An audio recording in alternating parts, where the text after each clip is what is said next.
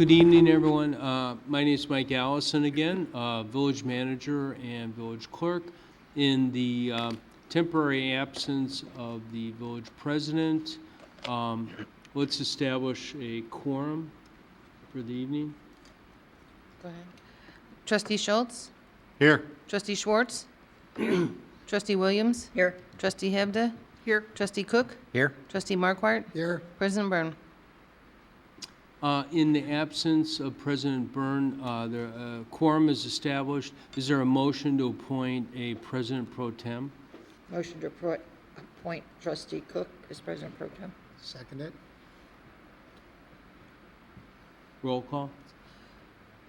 Trustee Schultz? Aye. Trustee Schwartz? Aye. Trustee Williams? Aye. Trustee Hebda? Aye. Trustee Cook? Aye. Trustee Marquardt? Aye.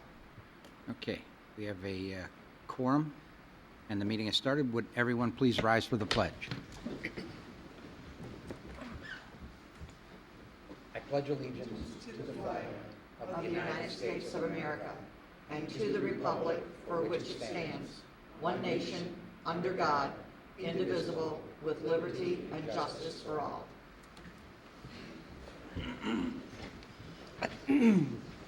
Okay, first item on the agenda is the 4th of July parade update. I'm assuming that's Mr. Kalmer? Oh, wait, before that, citizens wishing to address the board. I forgot to check with Cliff. Anyone wishing to address the board on something other than what's on our agenda for this evening? Yeah? Okay, hearing none. Then, in that case, 4th of July parade update. Thank you, Mr. President. We are within 3 weeks of the event. Hard to believe. This year's event's on Thursday, July 4th. Again, we will have 4 marching bands, Shriners, horses, and miscellaneous cartoon characters, and expect hopefully a total turnout of about 90 units in the parade, which is traditionally what the number we've had. The event will kick off at 8:50 with a singing of the national anthem, and the parade will start at 9 a.m. Deer Path, Sullivan, and Aspen will be closed during the parade. And again, as we try to every year, we try to encourage residents that they need to be out and about during that morning, that they need to be out of the area by about 8:30. And then Deer Path will be closed at approximately 8:30 and will reopen once the final units clear the event. The evening entertainment, again, big thank you to the Park District for sponsoring the Big Fun Band that will be entertaining everybody starting at 6:30. Again, also a big thanks to them for sponsoring the Band of the Black Watch, which are in the parade itself. Evening entertainment begin at 6:30, and fireworks will shoot at about 9:30. So we're looking forward to a great year and hopefully a good weather and a great turnout along the route. So thank you. Thank you.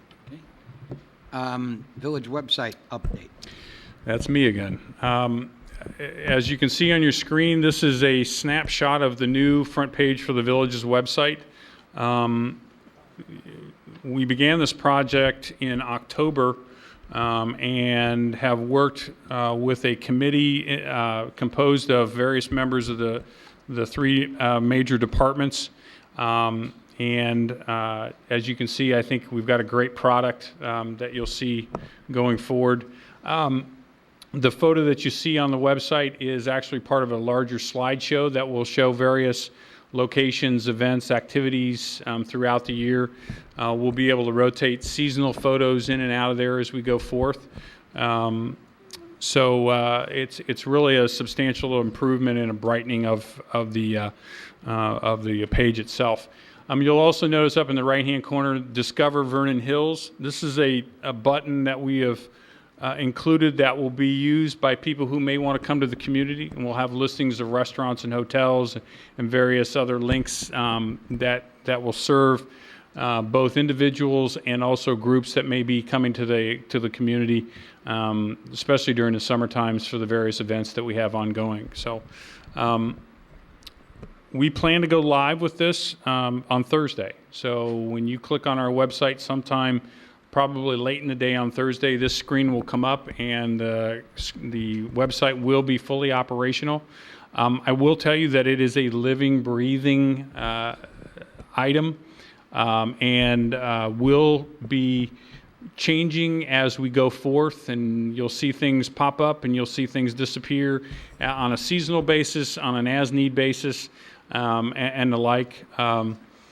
Just a couple other things. We'll be reaching out to you all to talk about taking a class photo for posting on the website. So we'll schedule a time to do that and then get that posted on the website. We're also working with the staff members to do that too. So really a big improvement, and I think people will enjoy using the website, and I hope they find it very informative and the like. So I will also tell you that GIS specialist Will Rockwell will be here sometime in July, and he'll actually spend a few minutes with you and kind of walk you through the pages and show you what we can do, and hopefully we've knocked the bugs out of it by the time that occurs. So I can answer any questions that you might have. The new one will have a list of the performers at Summer Celebration? Yes. That kind of thing? Absolutely. Lisa, I think you were working on it today. Yeah. So yes, they absolutely will. Yes, It's updated now. But not... it will be on this web, Right, on our new but site. when I clicked on Summer Celebration, because if somebody told me that list wasn't on there, and I went and checked, and going through the village one, you couldn't... Yeah, You couldn't it's get it. summercell.org. That's and Lisa's Yeah. working on it, so. I mean, as long as it's linked, that's fine. Yep, sure will be. Anybody else have any comments, questions? Okay, thank you. Very good. No other speaking parts from staff? Okay, good. Next item is omnibus vote agenda. Is there a motion to approve items A through N? So made.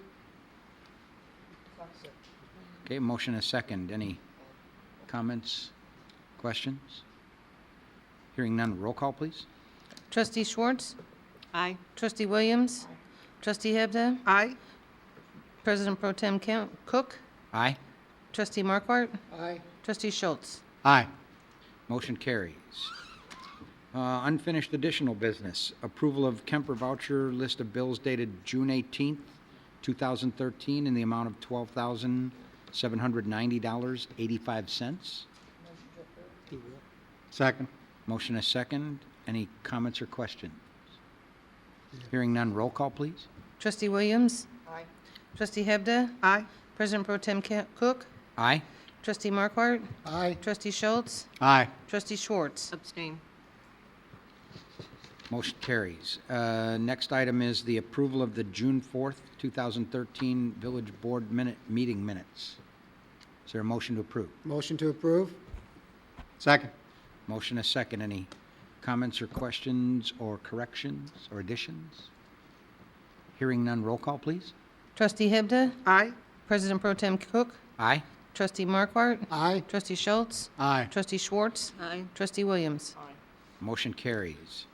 Next item is the approval and passage of Resolution 2013-119, a resolution authorizing the waiver of fees from the VHAA for concessions at the Vernon Hills Athletic Complex.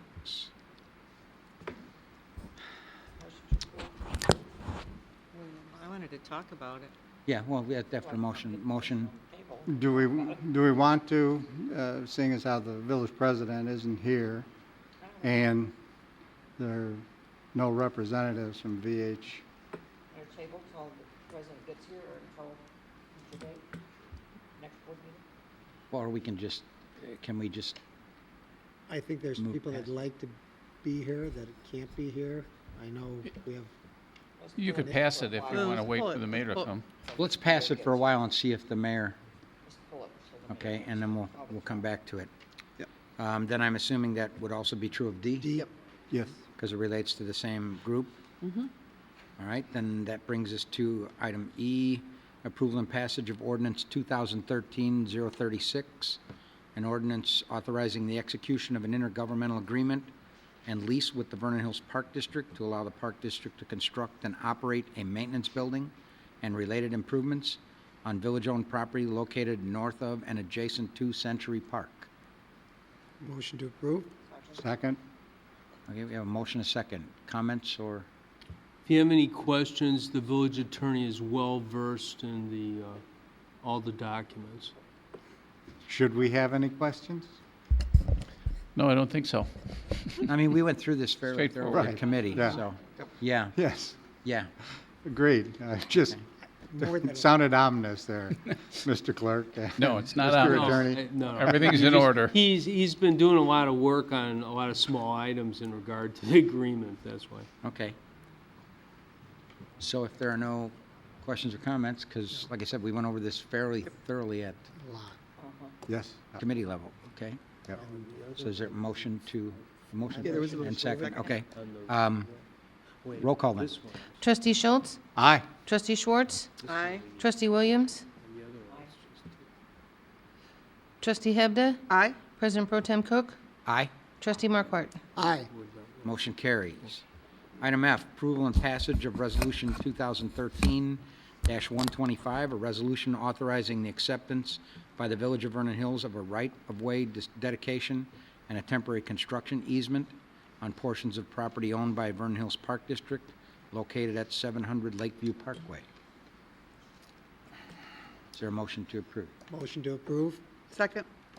Anyone on staff want to comment on? Yes, I'd like to discuss, this is for the eventuality of we're doing the engineering now with Civil Tech, but the improvements that would be moving from the Lakeview and 60 right away down on along Lakeview back to Fairway and 60. So that loop, and The this would eventual be outcome is, acquiring some of the property. Now, what I'd like to ask you, and Jeff Fougeroux and I have talked several times about it, is first of all, the park board hasn't taken up this issue, but I thought we'd put it together with this other issue. Number one. Number two, they haven't made a request of any compensation, excepting as part of the agreement, Dave and I talked, they need to move that sign, the one that was previously there. It's a new sign for all intents and purposes. However, that foundation and the old Y sign was in that spot. That will have to be moved as part of the improvements. So what I'm suggesting is that if it's agreeable to you, that you amend this approval and the number, and not to put a number, but we would be responsible or work with them to move the sign. And they got a price today of $6,600 to, redo the electrical, whatever they need to do to move that sign over. And that would be something, and Bob can comment on this, but that would be something normally you'd have as compensation for acquiring right-of-way if you had a sign in the way. Plus, you'd be paying for the cost of the land also, and damage to the remainder of the property. So in essence, what you're saying here, again, the Park District hasn't done a final approval, but what you'd be saying to them is, we're only going to compensate you for moving the sign, for receiving that right-of-way, and temporary construction easement. And I didn't give this out to everybody, but here is the actual, if you're interested, the actual right-of-way acquisition. any comments from the board?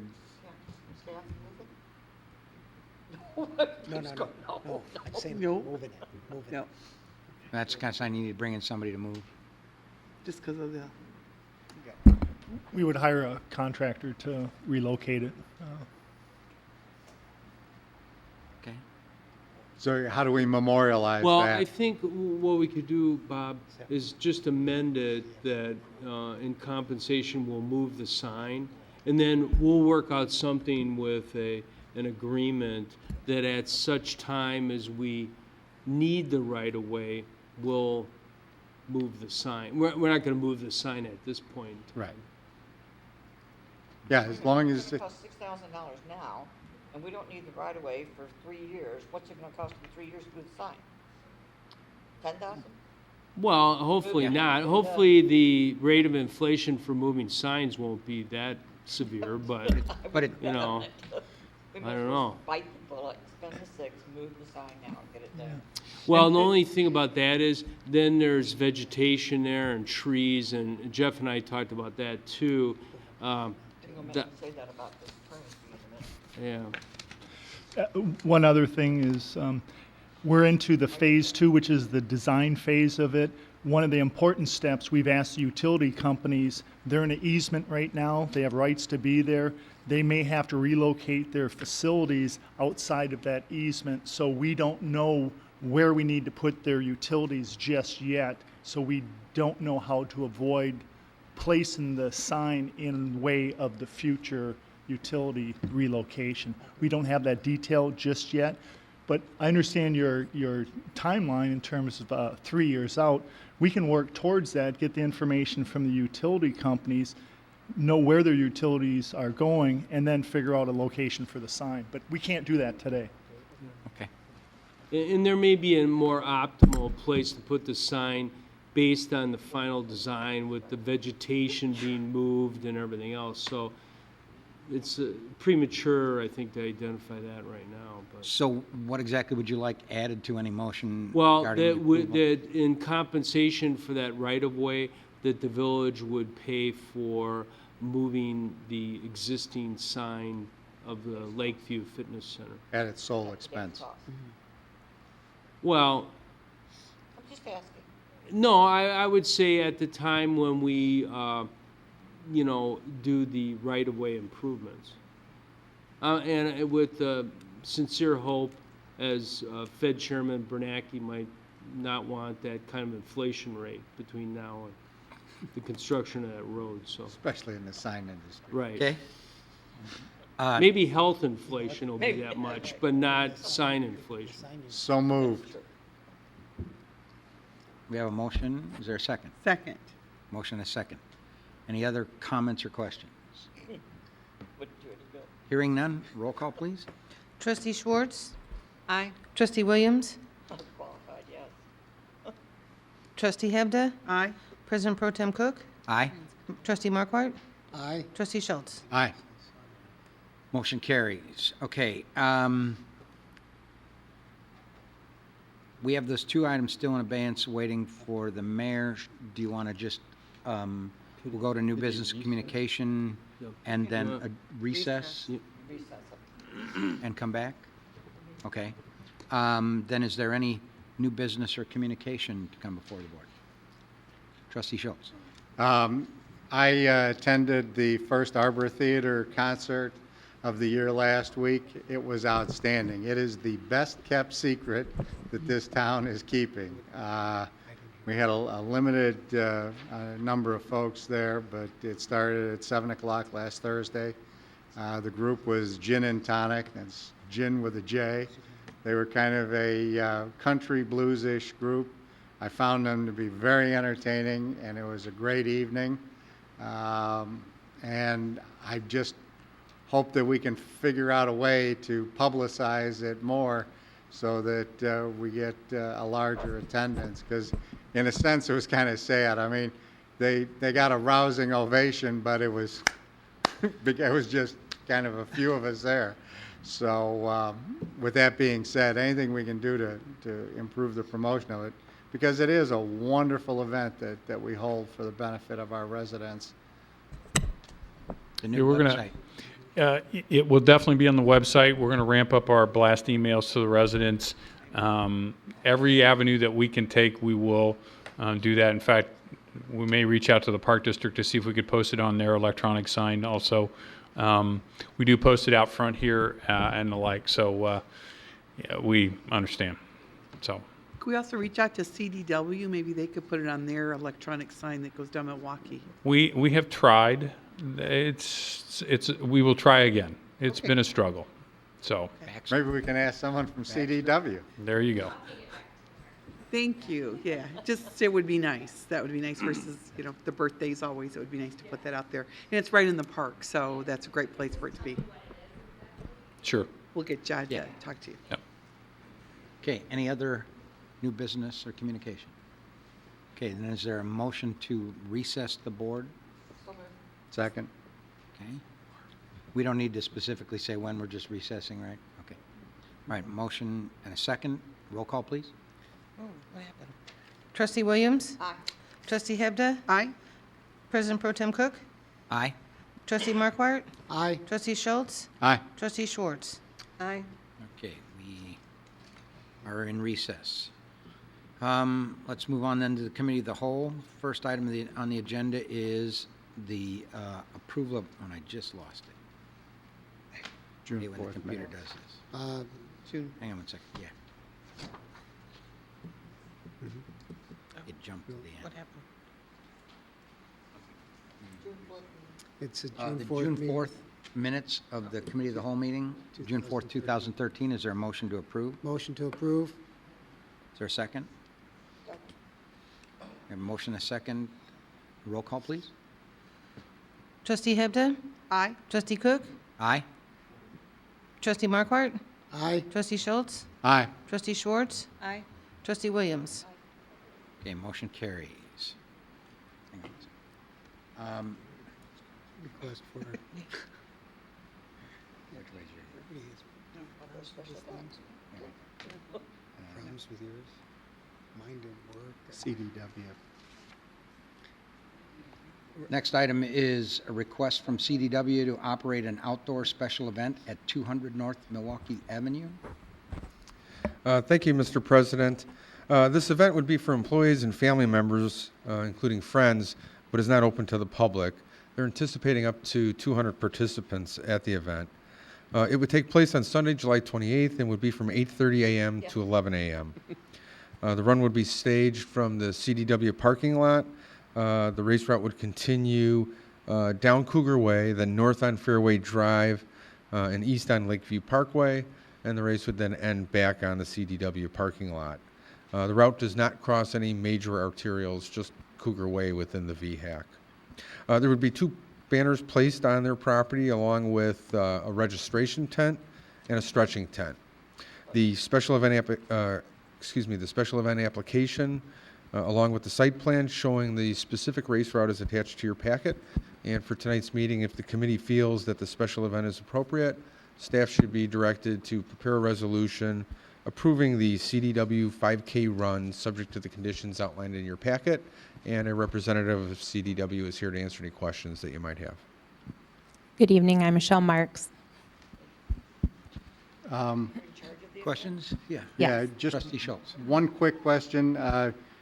That is at the final Sunday of the Cougars' big baseball tournament? Yes, it is. And have we gotten any feedback on No- whether or not there's any No conflict? conflict. Yeah. Yeah, we included the parking lot, and we actually, the original route was rerouted with involvement from the Park District and the Police Department as well. So the route that's before you tonight, there should be no conflict with that tournament. Excellent. Any other questions or comments? Second? We have a motion and a second. Okay. If there's no other comments, a roll call, please. President Pro Tem Cook? Aye. Trustee Markwart? Aye. Trustee Schultz? Aye. Trustee Schwartz? Aye. Trustee Williams? Aye. Trustee Hebda? Aye. Motion carries. And you're going to go back and talk to them about the sign and, Arbor Theater concerts, 4 on Thursdays throughout the summer. thank you. Thank you. Okay, next item is the request from the Lake County Department of Public Works for approval of site plan revisions to allow construction of radio antenna facilities at 11 locations throughout the village. Thank you, Mr. President, and specifically, it'd be 11 different locations throughout the village. These antenna support structures would be used to remotely monitor pumping and lift stations from one location, so they wouldn't have to keep visiting each location to monitor how they're functioning. The poles would vary in height from 30 feet to 55 feet. Again, specifically the locations are as follows. The first two would be mounted on the water tower. That would be at 515 Hawthorn Parkway and 1140 North Butterfield Road. And the remaining radio facilities would be on individual poles that resemble a commercial light pole, really. They would be at 1805 Crenshaw, that's in Greg's Landing, 210 Southfield in Grosse Pointe, 985 Westmoreland, 1223 Christine Court in Sarah's Glen, 1330 South Milwaukee, 473 Grosse Pointe Circle, 295 Center Drive, 394 Route 45 in Corporate Woods, and finally 1101 Creekview, which is in Sugar Creek. Attached to your packet is a map showing the proposed locations and the drawing for each individual sign. So for tonight's meeting, if the board feels that these radio antenna facilities are appropriate, then staff should be directed to prepare an ordinance approving the amended site plans subject to the conditions outlined in your packet, and a representative of Lake County is here to answer any questions that you may have. My name is Russ Friedfeld. I'm with Lake County Public Works. Dave, how tall are our standard streetlights? Just that it's a reference point. 27 feet. So the largest of these would be twice the size, and that's only one. It would be twice the size of a standard streetlight. Right. But much more narrow. But yes, in terms of height. Much more narrow in terms of Right. sight. Okay. That's a good frame of reference. And maybe adding to the discussion, if it was our water and sanitary sewer system that we were overseeing, we would want this type of device added in terms of if a lift station is not working, leads to sanitary sewer backups in people's basements. It's a really, really important maintenance item for someone who maintains water and sanitary sewer systems. Trustee Markwart? Yes, I don't know if it can be, but a question comes to mind.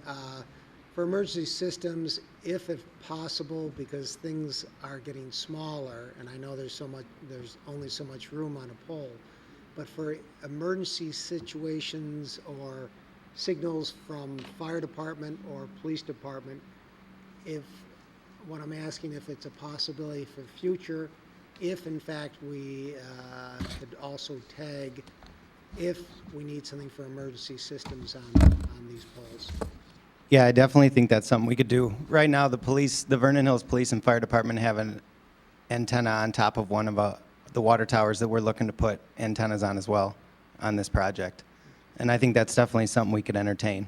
Thank you. Yeah, I should say, Trustee Markwart mentioned that this afternoon. We talked to Deputy Chief Petrillo, and he's talking to Jim Dunning about if we have any spots, so-called dead zones and things like that. So I haven't even had a chance to talk to the chief about it, but that was a good thought, and we're going to take a look at it, and then we'll talk further with Lake County Public Works.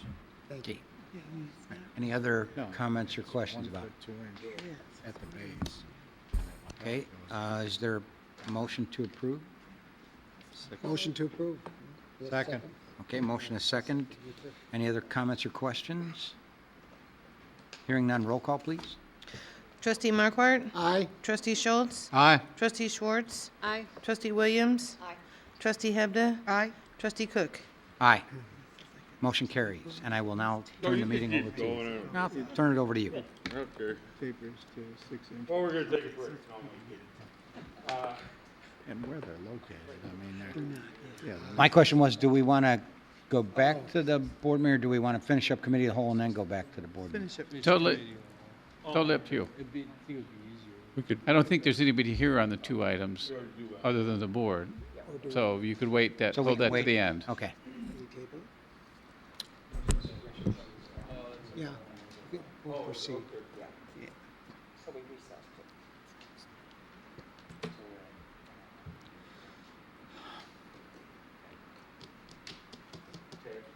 Okay, number 4 is tax incorporation, Milco acquisition.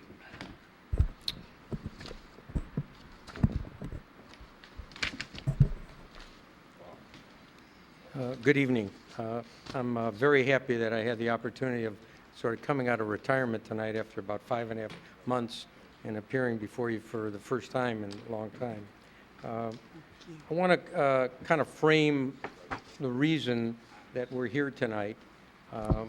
First, I want to let you know that my partner who brought me this potential development opportunity is here tonight. Bobby, would you come on up? His name is Robert Miller, a young man who owns a company called Milco Real Estate Investments. We've been partners on a number of transactions. He brought this to my attention. I thought enough of it that I wanted to get directly involved, and this will be a joint venture. Margie Georgopoulos, who many of you know, she's been here more than I have, just handed out a rather complete package, which is a summary of our proposal. There's a letter which I'd like to read into the record to President Byrne and members of the board. Adaptive reuse. It is a phrase most frequently associated with buildings whose useful days have come and gone. Vacated manufacturing facilities, successfully converted to office or residential, no longer needed schools, adaptedly redeveloped as housing, offices or park district facilities, underutilized churches, temples, convents, redeployed as single-family or senior housing. Rarely, however, do we think of this phrase, adaptive reuse, within the context of land. And yet, President Byrne and trustees, that is precisely what we are appearing before you this evening to discuss. The adaptive reuse of 2 parcels of land which have historically produced less than full and sustainable benefits for the village. As a matter of fact, just as a side note, did a little history of the properties, and that since the 80s, there have been 12 restaurants on these 2 properties that have come and gone. The list is in the materials presented. This evening, we'll share with you development plans which pose for you the following question. Might multifamily residential use of the parcels situated at 102 Hawthorn Pkwy and 950 Lakeview Pkwy be the highest and best use of the land and the most beneficial use of the land for the citizens of Vernon Hills? We do not ask that you look favorably upon our specific proposal or the residential density we propose. Rather, we ask that you maintain an open mind and receptivity to the possible reuse of the parcels in question for multifamily residential use. To that end, we ask that you direct your staff to proceed to technical review with us so that our first-class development team can work with you on the interesting challenges and opportunities that this proposal most assuredly presents. We're confident that if the technical review issues are addressed to the satisfaction of the parties, our respective attorneys who've already spoken will craft a legal mechanism for approving the project that fully addresses any legal concerns you may have at this time. In that regard, our counsel on this matter is Hal Frank. Unfortunately, he was conflicted tonight, so I'm kind of filling in for him. I'd like to just digress. What our attorneys have basically proposed is as follows: to retain the existing B1 zoning as the underlying zoning of the property. That way the village is assured the property remains zoned for commercial use if for some reason the proposed residential development does not proceed. Rather, we would propose a residential development as a PUD pursuant to Article 20 of the zoning ordinance. Article 20.2 specifically provides that a PUD may depart from the standards and other requirements of other sections of the zoning ordinance. Section 20.5.11 specifically allows for use departures. Section 20.511 also provides that the bulk regulations that are to govern the PUD may be specified in the preliminary land use and zoning plat and documents authorizing the unit development. That's a lot of legalese, but let me tell you the simple. If we had not had a PUD in place at Vernon Hills Town Center, it would not be open today. And the uses that are there, a number of which were absolutely, in theory, not permitted any other way, were specifically designated for that site. They were site-specific, they were use-specific, and even user-specific, and very much controlled. That's exactly what we're proposing to do here. So that full control of this property, if there, after technical review it's recommended, is truly within the village, and if for some reason this project does not go forward, the underlying B1 zoning is not amended. It's in place. We're just really layering a PUD on top of it and adding the residential use. I think your village attorney at the appropriate time can comment as to whether or not that is appropriate. I've spent a lot of time evaluating this concept of coming to you with a very significant multifamily development on this property. And frankly, it's a unique site, sitting on approximately 118 acres of park and lake, the only one of its type in the village. And it begs for this type of development. It's complementary to the retail in the community. We propose that this building be really designated in a positive way as a very green project, encouraging less cars, more bicycles, more walking. This doesn't have to be in the city of Chicago, because if you look at the distances, which are less than a half a mile for a majority of the shopping trips from this site, this is a perfect location for us to push this concept forward. Here tonight, in addition to my, there's one other point I want to make. Just recently, I received a call from a representative of Rust-Oleum. This gentleman identified himself and had been the advisor to Rust-Oleum for 15 years. Rust-Oleum believes that it needs more parking. We shared our plans with him. He thought it was a great idea in terms of complementary use, and we felt that if we were to go forward as part of our planning, what we would do in terms of parking is potentially add another layer of parking on a lower level, which would be dedicated as employee parking for Rust-Oleum. The details of the project, if we may ask for your indulgence, Jeff Zalisco from Antunovich Associates is here, and he will make a brief presentation of the project. And Luea Buna, who many of you know from KLOA, our traffic consultant, is also here to answer any questions you may have. Thank you. And who's this gentleman? This gentleman? I'm Bobby Miller. Bobby Miller. Bobby is my partner. He's the owner of Milco Acquisition. He brought the transaction to me, and we're going to joint venture. Okay. Thank you. Nice to meet you. Yeah. You going to state your name for the record, please? Jeff Salisco. I'm a principal with Antunovich Associates. Thank you all for having us here this evening to present this incredibly exciting project. I'm going to take one moment just to figure out exactly which mouse I'm using to control what we're seeing here. Are you seeing this on your screens also? Yeah, we see some. Yeah, we see. Yep. You know, like all right, an aerial. perfect. All right. Yeah. Oh, so if I want to go previous, there we go. Okay.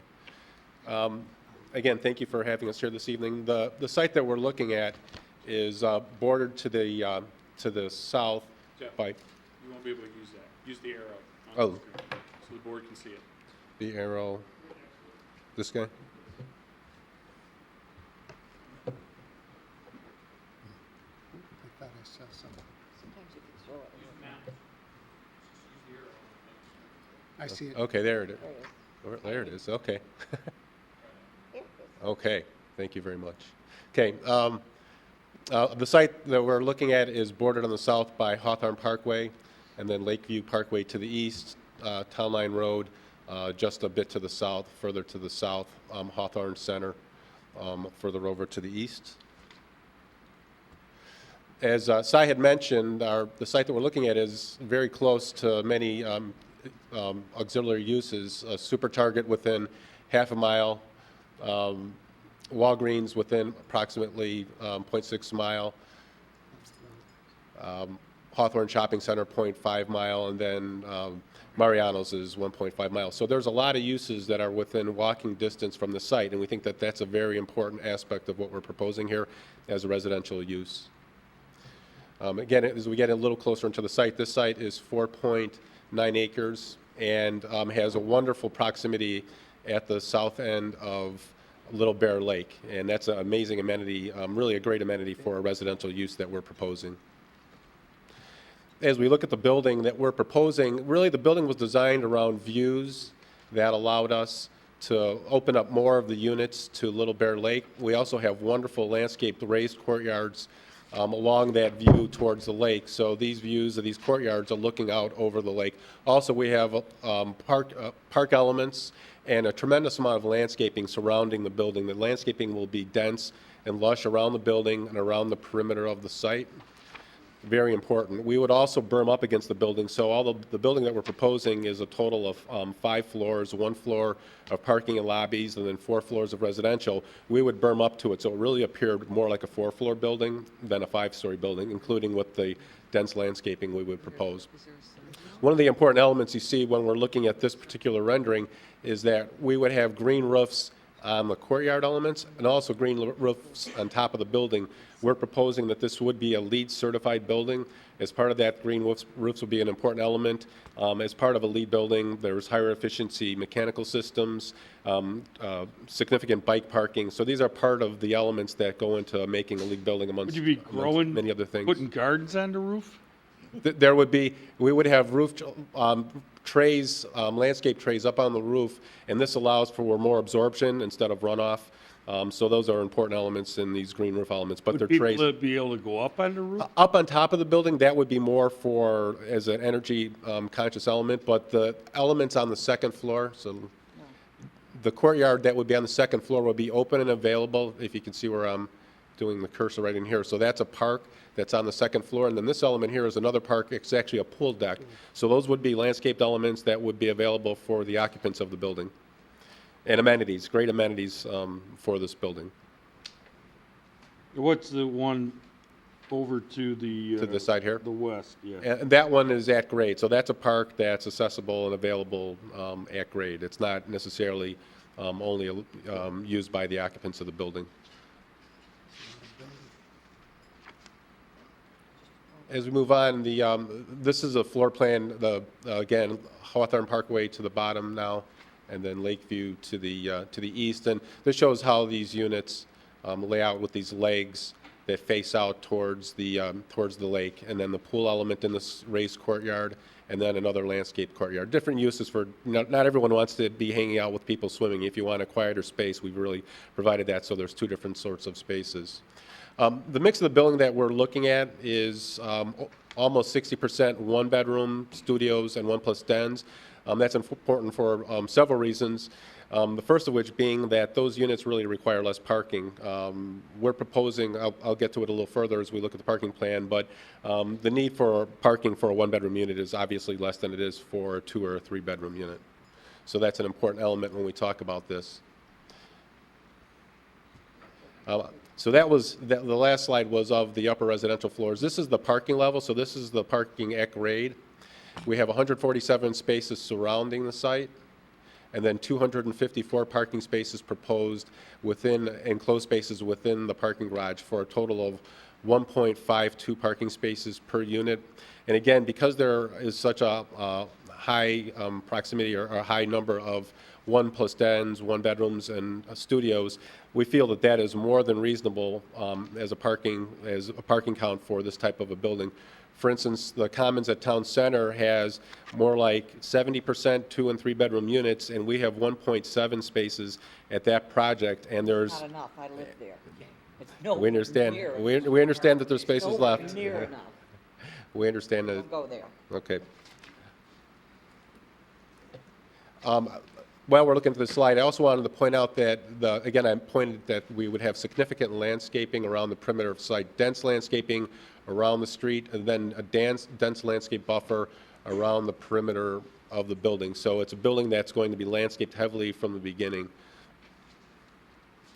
A few slides. This is a slide looking towards the east across the existing parking lot. Every day there's more things kind of growing in and around the planters and things. We've seen the site and we know how it looks right now. It's not wonderful. Another view looking actually towards the west across the parking lot. A third view looking towards the south across the parking lot also. So that's a site that I think probably everyone that's in this room has seen recently. This is a view looking north along Lakeview at the corner of Lakeview and Hawthorn. So that's the existing building in the distance. And one thing, this is something that was done at a different time where parking is all in front, and the building's really set back from the street. Even if it was active, it's set back and distant from the intersection. And we feel that it's really important that the building engage the corner. One thing I did want to point out was, as we've proposed the building, at its closest point at 75 feet from the street, at the corner, that we're looking at right at this corner, it's over 100 feet back from the corner. So the building is set back a substantial difference, but it's close enough to engage the corner also. And we've provided this rendering that shows how this building would feel wrapping around and engaging the corner. Again, it's set back a significant amount, so it doesn't feel like it's sitting on you at that corner, but also it engages that corner and it feels like it's really part of the parcel. As part of the architecture, it would be important for us, there's step backs and setbacks and ups and downs in the facade of the building. So those are important elements because of the way the building wraps around, that we wanted to have articulation of those architectural elements. So we felt that was a very important element of this building. As we're getting towards the end of the presentation, I also did want to point out that the parking and the traffic that's generated by this is much different than the elements, than the retail and the office facilities that surround it. So there's going to be very different traffic movements that are generated by this site compared to the retail and the office components that are surrounding this site. So that's what we're looking at. We're very excited about it. And at this time, our team would love to take any questions that you might have. Trustee Cook? Well, let me preface my comments with a couple of things. First of all, that's a wonderful building. And Mr. Taxman, you know there's no bigger fan of you on this board than me. You have a lot of credibility with me because of the stuff you've done down at Town Center. So that said, we were already very hesitant about a residential building here that was less than 100 units and a couple of stories. Our main park feature is there. Summer celebration is there. This is a wonderful building. You want to build it somewhere else in town, I'll be happy to go there. But this is the wrong location. It's just the wrong location for this massive of a building, especially with the park system and everything behind it. The one that they wanted to build before was a third of this, and it was still marginal at best in terms of how it interfered with what goes on there in terms of the parks and that. So there's just absolutely no way I can support this big of a project on this particular piece of property. I think in my letter, I made it very clear, we're not asking you to support this project, this building, this density. What we're asking you is to consider allowing us to go to technical review, work through the process to see what we can come up with together. That's the purpose of this. Purpose is, I mean, if you're just telling me, forget about multifamily, there's not going to be any support for it, if that's your position, I have to accept that.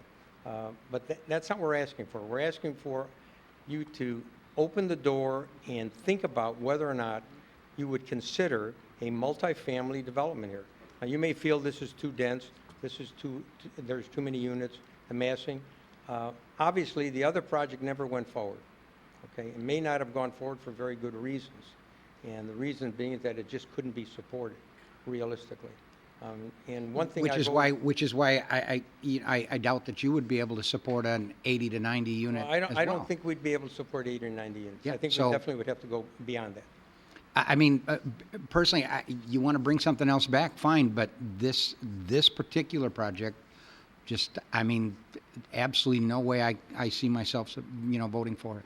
Okay. And as I prefaced it, I appreciate your comments. I respectfully don't concur with where you're ending up, because what probably drives this is the fact that you have 118 acres of public open space. This is not an isolated, if this were an isolated 4.8 acre site, I could understand your position, but it's not. This has actually been designed to integrate with the public open space to the north. But when we do summer celebration and 4th of July there and everything like that, we already have concerns with residents around there that are much further away. And this would be residents that would be right on top of it. And Are you talking about concern by the function of the park district as it interrelates to the building? all of the above, everything with this particular Well, location. summer celebrations are event on the park district's property. And then there's Rib Fest, there's 4th of July, Okay, obviously, I'm not going to change your opinion. I would like to make one comment to Trustee Williams. I did specifically ask the managers of the building in the Commons, which I still own and the sole owner of, how does the parking function? We actually did a 1-month-long survey of parking. And on average, every evening, we have 10 surplus spaces in the parking garage. And it was done physically. In your package, you'll see a letter from the manager, not only on this building, but on every other building that they manage in this immediate area. So, If I may address that, sure, is that on a Thursday or Friday or a Saturday night? I don't know. I can tell you it's not. I don't know. I'll But guarantee you it's Are you not. talking about in the building parking? I'm or- talking about the parking that's outside is not all residential. There's no question about it. No, And- I mean, the people that are using it are not residents. I I totally have to agree. run them out of the driveway so I can get into the garage sometimes. But I don't believe that the commercial uses there, which impact the issue of residential parking, are relevant necessarily to this site. We're I'm not sorry, dealing sir, here but with a you're mixed living in a use. dream world. You need to go there yourself at night and look. I am there more frequently. On a Thursday, Trustee- Friday, and Saturday night, I'd like for you to go there. Parking lot is full. I'll meet you. I'll be happy to do it. The parking lot is Thank you. full. You're welcome to come up to my unit anytime. Have a cocktail. We'll go down and walk the parking Well, lot. I don't drink, no, so it's. Well, you can have coffee. I have that too. Trustee Schultz. With the last project that came before us, I mean, that was prior to the collapse of the economy, so that definitely did that project in. Whether or not it was ever going to get legs, I don't know. But there was enough of a hue and cry from the residents about taking more open space away, especially that was on this amenity, this lake, that is our public gemstone.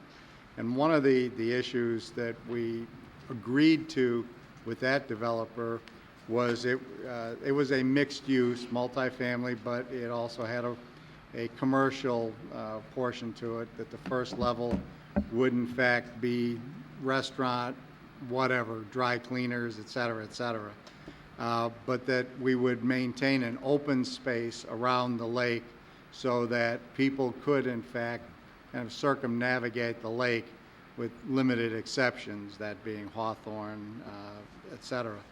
But you're not providing that. You're basically locking this off into a private use for the residents there. So that's problem number one that I have. Problem number two is just the density. 90 units was, well, they came in at 100. The last discussion we had, I think we were around 90, and even that, everybody felt was a little pushing it. 200 and some. I mean, that wasn't even a starter when you presented that. Maybe if you came in with 150, we'd kind of think about it, at least to let you go to technical review. But at this juncture, I think we're so far apart. And finally, one of the conditions that I really placed on them was that they were going to need to get from one Hawthorn Parkway, or one Hawthorn Place, one Hawthorn Parkway, a easement to allow for the construction of another southbound right turn lane off of Lakeview onto 60 to mitigate the issues that we're having there. And I'd still have that requirement. So that almost is an insurmountable problem, because I don't think, unless you bought that property, you'd be able to acquire that, because there was no interest from the last owner. So on those, just those key issues, I have such significant problems that I really don't want to see you waste any more of your time, your effort, your staff here. So that's kind of where I'm sitting right now. Well, Mike, I had a question, and I talked to John earlier today. What's these, I guess the size of Hawthorn Lakes, and what's the number of units in that building? Well, And I know it's a different use, it's an extended care. Right. Was it truly an extended care nursing facility? Or is it kind of getting there? No, it truly is. Yeah, There's okay. assisted living there. Right. Between the two buildings, there's 250 total units. We couldn't get a breakdown between the units. The acreage there is about 5 acres or so. The unit sizes in there and Hawthorn Lakes portion are about 640 square feet for 1 bedrooms and about 960 square feet for a 2 bedroom. And there's a little bit of a range for those, but that's kind of an average. So, Right. the buildings are 5 stories. Significantly less parking, obviously, because a large component of these folks don't drive. Yeah, well, So, I yeah. understand that. So, You know, and we have uses, the office uses, I mean, you know, how many parking spaces, for example, are across the street at the Turner Building Mm-hmm. what's the name of the building? I don't know anymore. The one Oh, next the- to Rust-Oleum. the 175 building. Right. Yeah. Yeah. Well, the ratio is typically 4 per 1,000. I would estimate there's probably And that's 300 spaces in there. What is it, 4 or 5 stories? 5, I believe. Okay. And then Rust-Oleum itself is on how big of a site? Okay, Gene. What is it? 5.5. Okay, how many people you got working there, Gene? Okay. So What's that, what did he say? 300 people. And how many parking spaces we got there?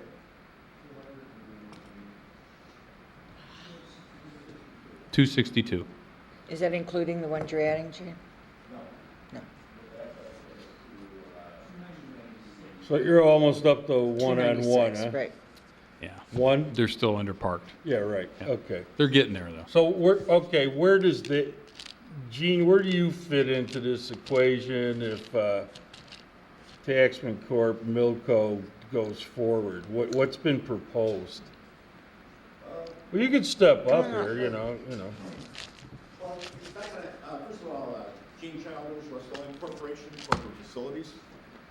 It's not gonna help us. Our business is continuing to grow. And as it continues to grow, I can add more headcount into the building, but my problem is I can't gain additional density in the parking. So one of the things we're looking to do was to acquire the parcel across the street from us, which was Salerno's, so we could acquire that space for parking. Because without that, that would really put us in a bad situation, and if we couldn't get the added headcount into there, one of the things that we would be looking at was the possibility of maybe having to move, because I can't get enough folks into this. Right. Are you familiar with this letter from Larry Kell? This email dated Monday, June 17th to me? No. Well, I think you ought to read this. It's from the consultants to your company. Oh, okay. Do It's we in our have pack- this one? You have in the that packet, in your phone. yes. Oh, we do? Mhm. Oh, okay. Oh.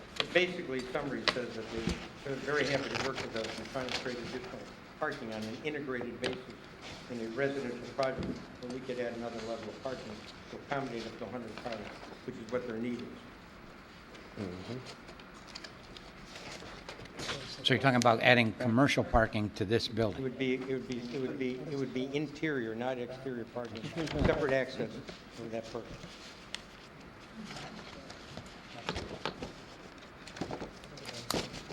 Trustee Hebda. My vision of this whole parcel of property is really for everyone to enjoy. And I know you talked about these restaurants that had to leave. Well, part of the reason for leaving that was the charge of the rental to be able to exist there. So my vision is not what you're looking at right now. I do not see residential there. I see people being able to enjoy the vista of the lakes. And if you brought me back some restaurant features so that we could incorporate Rust-Oleum using the parking when those are there, I would open my arms to you and say, yes, please bring me a building that looks like that, because that's really a wonderful piece of property there, and it can be used by many people then to enjoy. I know when the restaurants were there, I enjoyed sitting outside there. So I really could not support any kind of residential, even if you went to technical review. I just want you to know, at least from this chair, Fine, I honestly, appreciate- that would not be what I would be You've always looking been for. fair and straight with me, and that's why we're here to talk about it. Sure. The economics are clearly going to be an issue, and clearly if the if the public authority feels that strong, that there should be public open space. That's just, perhaps that's what it should be. Maybe it should be public open space, but in that case, you would have to transfer from private ownership to public ownership to remain that way. And I'm not saying that. I don't think that's on my short list to buy that. I understand. No, You I know, know that. I mean, if the park district wants to throw down, that's their prerogative, but, I don't think We that's. don't have that kind of, we I don't can't think do it's gonna that be right on now. their short list either. You know, okay, any other comments from this Yes, side I of the have a- board? I have a Okay, comment. Trustee. Mr. Taxman, regardless of how I feel about the parking, I must tell you that where I live is beautiful. I'm absolutely happy there, and the building is gorgeous. That's where that building should be. If that building was going to go on this site, I would say no. I think that the building you're proposing, while I understand you have to make your dollars stretch and make a profit, is a little large for the site. I think it's a little too dense. As Trustee Hebda said, come back with something a little bit different, a little more openness to it, and you've got my support on it. Okay, thank you. But you do a great job at your developments, and we do appreciate that up And here. thank you very much for that. Thank you. I'll just throw my 2 cents worth, and only the fact it is too dense, and you do a wonderful job on your buildings, no ands or for buts. Right. It's just tough. I don't know if the bang for the buck for what we want and what you want would actually match this property. And that's probably the biggest thing. Well, I understand, and that's why I premised it with the initial comment that I'm not looking for approval here. I'm really looking to determine whether or not you will recommend we go to technical review to see if we can come up with a multifamily project that would be livable. That's the bottom line. And obviously, there's a couple of votes here on the board that said they don't want multifamily under any circumstance. Well, under that circumstance, obviously, I don't want to waste our time with technical review. But if we have a chance of going through technical review and coming up with some alternatives that might also deal with the issues that Rust-Oleum is in fact facing in terms of a redesign, that would all take place in the process of this review. Or are you talking about, you know, in essence, going multi-level with a parking deck? I'm not sure. I talked frankly with the representative of Rust-Oleum one time. Underground? Called me. We did explore with them the issue of their decking their own parking lots, which is probably not very practical because the fact is, what do you do with all the employees while you're doing that? There's really no place to park them off-site. So, yes, they're right. They need to have a facility that's basically proximate to their place and gives them additional parking. I think that we could creatively perhaps come up with a solution if we're given the opportunity. I mean, that's really why we're here. One thing, I'm sure, I don't remember who mentioned that the summer celebration events that take place over there. They're coming up shortly. You probably need to know what type of noise is generated by that. And we do get a lot of complaints from people that don't live right there on that lake. But the people that live on the other side of the lake talk about it. So it's something you might want to look into because it will definitely have a direct bearing on the people in that As you know, building. Trustee Williams, we own a building that's proximate to a very active commercial site and that has outdoor music basically that emanates from at least one of the tenants. And we've had very easy and apt control of that. There doesn't seem to have been an issue with it. So I You know, don't think- just to put, you know, summer celebration in it this year. perspective and put, you know, 4th of July in perspective, that's one night a year for the 4th of July celebration and summer celebrations, 4 nights. And then throw in, what, 2 nights now of Rib Fest. And help me. week. About a me. week. No, help me now with what other major Oh. events are there. Fish Derby. Old-timers? The Alzheimer's. I thought you said you've got Alzheimer's. But even if there were 30, What I'm saying even if there were is- 30 nights a year. No, out it's of the not year, 30 there nights would be a year. anywhere close to it. And, you know, we could certainly, whatever, you know, comes here. The one thing I think, you know, we got to put in the proper perspective is, you know, okay, the restaurants have kind of all gone away.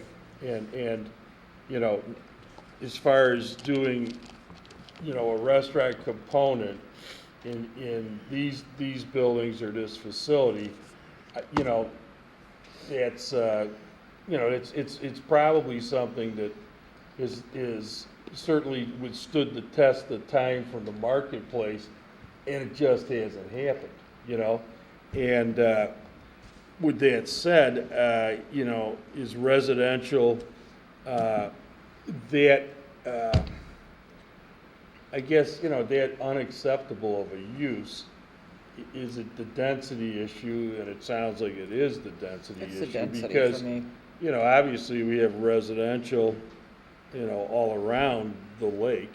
I mean, we, you know, but not 250 units, you know, on four, almost, maybe just shy of 5 acres. Just right. You know, and for those sitting here and listening at home, you know, if you go residential here, pure residential zoning, and that's not what Mr. Taxman's asking for, you know, it's like, you know, what, 14 units to an acre? So, you know, 14 units is 90, okay? And to do this, you know, as a PUD, you know, obviously that gives us more flexibility, but, you know, it sounds like from sitting in this chair, it's not, you know, saying we want 200 units. And, you know, the footprint of this building, I'm sure is, you know, greater than the two buildings that we have our perception of and our perspective based on. They were kind of like buildings, in all honesty, like you built at the TIF. Right. You know, you're building and throw in opuses for good measure. And, you know, so, you know, would those go here, even, you know, jacking the numbers up from what's at the TIF, but less than what's proposed here? And I don't know. I mean, it may be no, might be a couple of maybes, you know what I'm saying? And it's, you know, and as far as accommodating, you know, another business use in town, namely Rust-Oleum, that would be interesting. But obviously, you'd have to add more parking, you know, than what you have now, or, well, you'd have to reduce the density to accommodate them. It would require a reconfiguration, and I said in my opening remarks that the conversation I had with the representative of Rust-Oleum was such that we were planning, after, assuming we had the opportunity to even go forward and look at this whole thing, is to sit with them and see how we could integrate the two properties. Okay, well. Just as an aside, have you ever thought about getting into the assisted living business? You know, this town has a number of locales, but most of them are well above the median income of retired folks, with the exception of Victory Center. If we could have a unit with a lower price point, with the kind of density you're talking about, though, but it would be low impact density because there wouldn't be the parking need per se, that might have some level of interest. I'm not sure, because I'd still like to see an openness and availability of the lake to the public in conjunction with that. I'd also like to see a retail component, which works well for, well, like the Breakers down on Sheridan Road. They've got a retail and medical component on their lower level. But that may be another alternative use that might garner some interest. I'm not saying it will or it won't, but again, it would have to be at a price point, though, that would make it a reasonable alternative for senior citizens. We're willing to look at all the alternatives. The purpose of coming here is to give you our initial vision, and not here to say approve this carte blanche, but to merely say, yes, we like the thought of this enough to say, go ahead, work through with our staff and see if you can come up with something that's acceptable. That's really all we're looking for. We're not looking for you to pat us on the back and say, God, we think this is great. all right? That would And be I terrific. guarantee you, I just didn't do that. No, well, listen, and I understand the assisted living because I was close to it myself 5 months ago, so I have a very clear understanding of the need. You're doing great now. I was close to it about 2 weeks ago. Okay, you know, it's you know, what would be the price points of, you know, the rentals? I mean, is that in the Ludwig report? It's right there. here? Yes, It's all spelled out. Yeah. All the projections are in there. it's right there. Turn the page, and there you have it. To your right. It's $1 plus a square foot, going up higher depending upon the amenities and the size. If we're going to discuss the details of the marketing concept of this building really is to deal with your existing business base in your community. There is a definite need for housing for people that work in this community, that work at Rust-Oleum. I mean, if you had 25 people from Rust-Oleum who rented here, it's 25 less car movements. I mean, there's proximity here. There's a reason to do it. That's what this building is designed for. And what I feel sad about, I mean, whether we get the recommendation or not, is that we don't get the chance to be able to prove and show you that this type of concept can work and be an integral part of your community.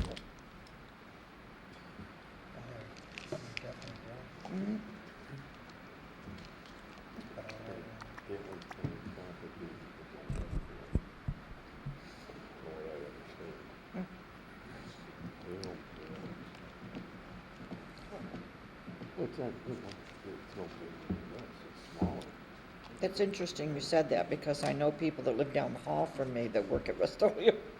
Well, there's no question. I have the inventory of the building, and you'd be amazed that in the building, the commons, more than 80% of the building generated from people that work in a very limited radius of that building.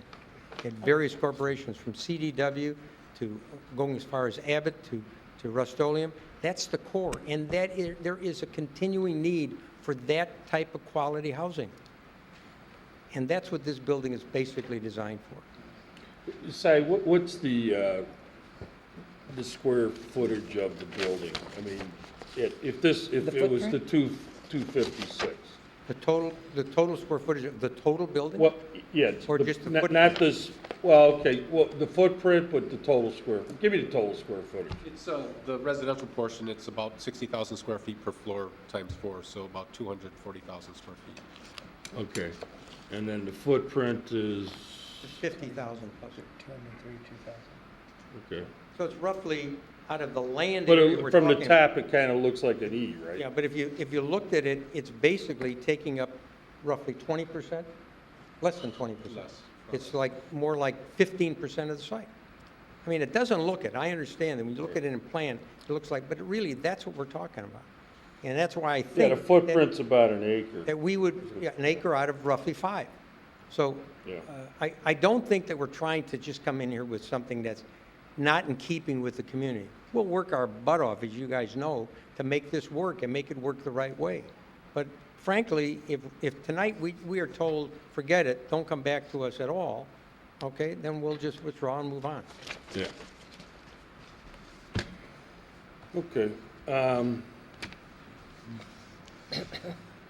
Well, you know, I guess from a technical review standpoint, though, you've heard the comments. Obviously, this is there may be, from my perception, 2 no's, maybe 3 no's, but maybe not, depending on, you know, I guess what could be worked out in technical review. And of course, you know, technical review is just that.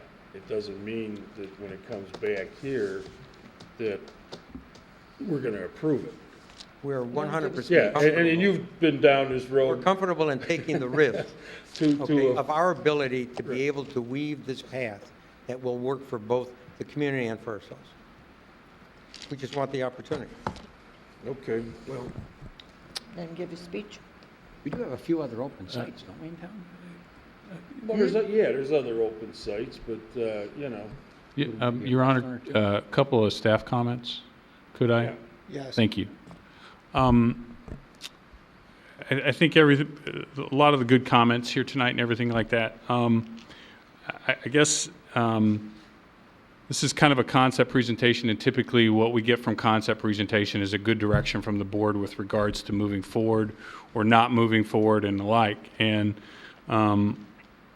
a couple of things for me, you know, if you all decide to say go ahead and move forward on this. Number one, what's your thoughts on parking? I mean, they're proposing 1.5 spaces per unit. Typically, as you guys have heard it or said in the past, typically, I don't want to see anything less than 2, is what I've heard on multiple occasions. Yeah, okay. Okay. So is that still part of that, the thoughts or considerations going forward? It sounds like I'm seeing the head nods, and so I can count the heads. Secondly, with regards to technical review, I understand what Mr. Taxman is looking for, but I really believe that it's premature to go to technical review until we've had a chance to work through another concept on this and further refine it and bring it back to you all. You know, the packet of stuff that you guys got tonight, we just got tonight also. So I think having a chance to look at this, number one, is important. I think number two, to be able to take this plan and reduce it in density and reduce it in scope and give Mr. Taxman a chance to consider the Rust-Oleum idea and ferret that out and kind of work through some sketches and concepts before we go into really spending some money. Because when we go to technical review, we're going to be looking at, you know, landscape architects and engineers and traffic guys and everything like that. And before we do that, it would be good if we could get to a concept plan which you all think works or doesn't work. And I think that's really a good direction to go here with regards to this project. So you've seen my report, you've seen my concerns, you know, and I think many of you have expressed those with regards to the density and everything associated with that. The review process, I'd like to talk a little bit more about that at some point, you know, whether we stay with B1 or whether we go with an R7 and how we approach that. And part of that will be dependent on density and how we deal with that whole thing. Because quite frankly, like you all, I have faith in Mr. Taxman that if he says I'm going to do something, I'm going to do something. So I don't need to reserve zoning in case something doesn't happen. I mean, I have faith that if he says we're going, we're going. And we've seen it in the bad times and the like. So so those are just my general comments and the like. Again, you've read my summation and my concerns. And well, you know, and the other thing is, I mean, at this point, at that site, I mean, what you see now is what's there. And, you know, could this be a site that's going to remain fallow for the next year, 2 years, 3 years, 5 years? Because, you know, there's nobody rushing into, you know, I guess just do a project that's just a couple of other restaurants, you know? And we've all heard what's problematic, you know, with the suburban restaurants, at least in my opinion, from talking to people that own the restaurants or lease them, was that these places are just too big. So, you know, hoping that somebody's going to come in and knock it down and put up something that's 3,000 square feet or, you know, something else. You know, I mean, I'm not saying it can't happen, but I don't think that's going to happen overnight. And, you know, and that's the complaints we heard from the people that, you know, were running the place. And now, you know, you got the owner of the 2 buildings who just walked away from it, and it's in the bank's hands, you know, or it's or is it in Milco's hand? I don't know. Well, you know what I mean? That's basically who we're contracting with. Yeah. This has been taken back by the bank. Which bank is it now? It's Heartland Bank. H-E-A-R-T-L. It's out of state, right? No, they have multiple units here, more in the western, more in the Fox Valley area. Oh, okay. But it's a very well-run, very well-funded organization. Right. And we're willing to take John's suggestion, if the board would feel more comfortable, and see whether or not we can spend the next couple of weeks perhaps seeing if we could come up with a revised concept rather than the detailed specifics, but the revised concept of how this site could be utilized and maybe integrated with our neighbors to see if this would work for both of us. Be happy to do that if you would defer that for a couple of weeks, or that would be fine. Yeah, and I think it will be important to also bring, Dave, correct me if I'm wrong, Civil Tech doing the design work for Lakeview and Hawthorn Parkway, and kind of overlay that onto this and how that will work too. Yeah, I can jump in. Louis and I have talked. We put him in touch with Civil Tech Engineering. He's fully aware that we're moving forward with a study on Hawthorn Parkway, traffic counts, et cetera. So certainly he's aware of it. One important part I want to point out is if Rust-Oleum has 100 parking spots on this site, one of the important parts is how do we get the people across the street? When they're going through their construction more recently, we had a mid-block crossing. I want to try to avoid a mid-block crossing, find some sort of solution. David, those are the issues that will have to be addressed, and that's why I'm thinking that at least initially, we ought to explore for mutuality of the respect that we have for each other to see whether or not there is another concept that we could live with and that the village could live with. And I would be happy to go back and try that. You want to, Gene Yeah, I haven't Schwartz, commented trustee yet on the- Schwartz, Sanders, I haven't Sanders. commented.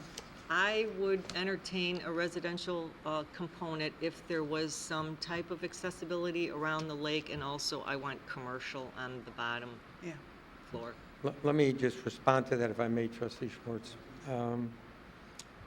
I think we could deal with the accessibility issues, because we've talked about that at some length.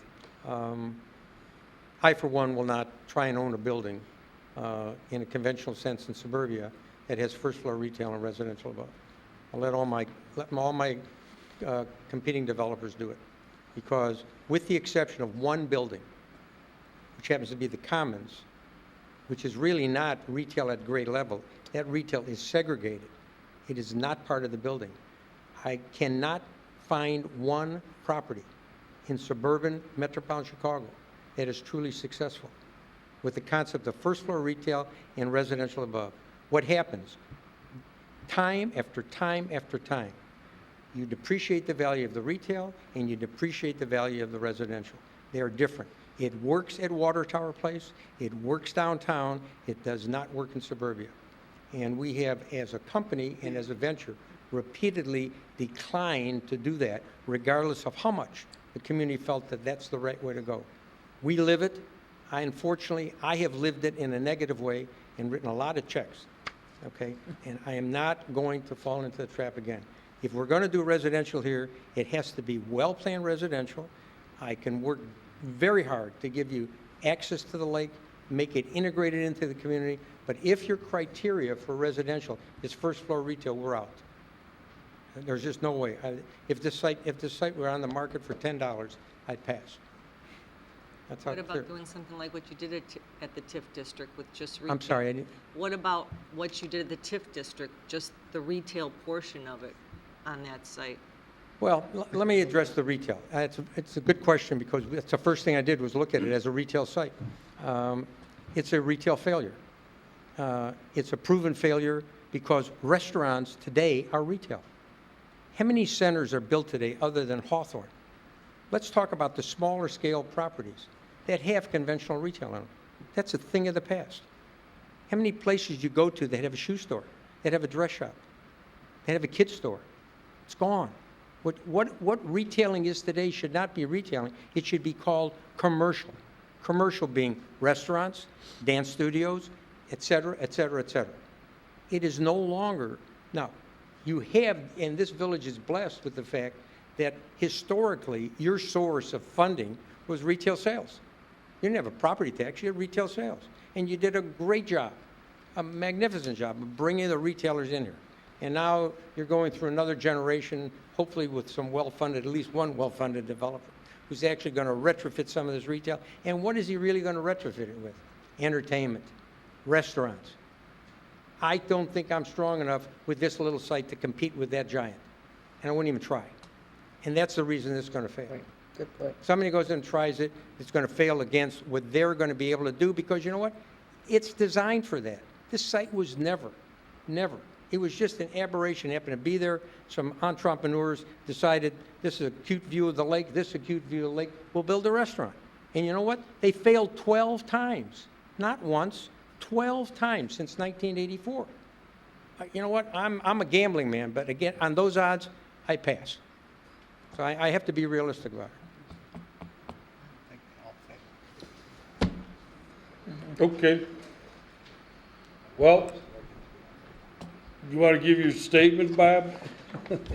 I have a sense that my statement isn't necessary, having heard from Cy already. But obviously, concept review, nothing that's said tonight is binding one way or the other. You could go through the entire process and not be approved. So there's nothing tonight that should be taken as a formal position that the village is taking. But I think I know you know that. And we're going to Yeah, I would try anticipate. to come up with some kind of revised concept. Yeah, I would anticipate we'll see you sometime, in maybe the second meeting in July. That'd be fine. Okay. Thanks for your All right. input. Appreciate it. Nice to see you all. Take care. Okay, thank you. Good seeing you, sorry. He does look better. Okay. Next is,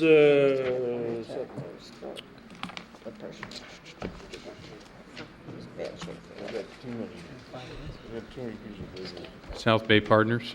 South Bay Partners, Woodbine Circle and Milwaukee Avenue, presentation of conceptual plans for a proposed memory care facility on a portion of the former County Mayo site. Yes, sir. Okay. I am Adam Arnold. I'm with South Bay. We got the opportunity to address you guys at the May 22nd meeting. Yeah, you bet. We got the opportunity You got to turn it on. Turn it on. And it needs to stay near your face. This good? We good now? All right. So we had the opportunity to, my name is Adam Arnold. I'm with South Bay Partners. We are a senior housing developer. The site between North and South Woodbine on Milwaukee is the 6.6 acres that we're looking to purchase for a memory care, a 67-bed private pay memory care facility. We brought the opportunity to you guys, address the trustees on May 22nd. Then we're asked to kind of answer some questions for you and you, and wanted to, now that we've got a full room of trustees, answer whatever additional questions we can answer for you. Can you go to the specific question about affordable units and how you can or can't do that? Yeah, really, really good question. It's something that the market doesn't have. It is something that the state has offered and piloted, but it's kind of at a stalemate or situational stalemate right now. So we went back to the state and visited with them. They have a memory care, an affordable memory care program that they are piloting on a 3-year program right now that is in year 2 of 3. They're not accepting any more. They will need to let the program run for another year before even taking a look to evaluate its success or lack thereof, or kind of where that is going to be. And then it would be another year beyond that before they would look to, do anything with that information. Anna, one of the things I'd asked you on the phone too when we discussed was the possibility, since I'm a proponent of, yes, I understand these facilities are wonderful. I know that there's a need out there for people to have those services, and it's very costly, and so many people don't have those kind of funds to be able to private pay. So I'd ask you the question about the possibility of establishing like a foundation of some sort that will assist those who can't afford your facility, the ability to get some kind of support via your corporation network. And I don't know if that question has even been discussed, or if you've even looked at that as a possibility to assist so that this can be affordable to those who need it and can't pay for it. There is basically a scholarship program for a memory care facility. It would be something that would be external to an operator because memory care is all private pay. There are the city of Chicago has a program right now or a facility that they've invested in that offsets, et cetera, that basically becomes half of the debt that's being put into one. But aside from that, I don't know of any single entity or scholarship program, for lack of a better analogy, that helps to assist with that. It's a really good question. It's a really good idea. Mechanically, I don't know how to make that work. Yeah. Because I just know that need is out there, and unfortunately, what are we going to do? That need's going to get bigger and bigger and bigger, and we're not addressing it. Talking about a market that is, we believe, very, very underserved for memory care, period. Okay, so where do you have your facilities now? I mean, is there something we can go look at somewhere? Or? We've developed all over within reach of here. Plainfield would probably be the closest thing that we have to Vernon Hills. You guys are located in this area? We're at South Bay is a Dallas company. Chuck Hall Construction is a Chicago area. Who is? Charles Hall Construction. Okay. So, okay, Plainfield. All right. And that's the same size facility? It's similar in concept, but it is an assisted living and memory care facility. So it's a much bigger concept than what we're talking about here. Twice as big, essentially. So it's like 150 units, or? Patrick, how many units are we talking about in 137? 137, okay. Trustee Williams. Are you associated at all with the National Alzheimer's Association? Our facilities, our operators are associated, yes, ma'am. They're still located in Chicago, I believe. I'm sorry? They are still located in Chicago? Yes, ma'am. Okay. My husband used to work there in the 90s, that's why I'm asking. They, at one time, I know, did have, or were about to have, a program that for assisting, or at least directing people of where to go to get assistance.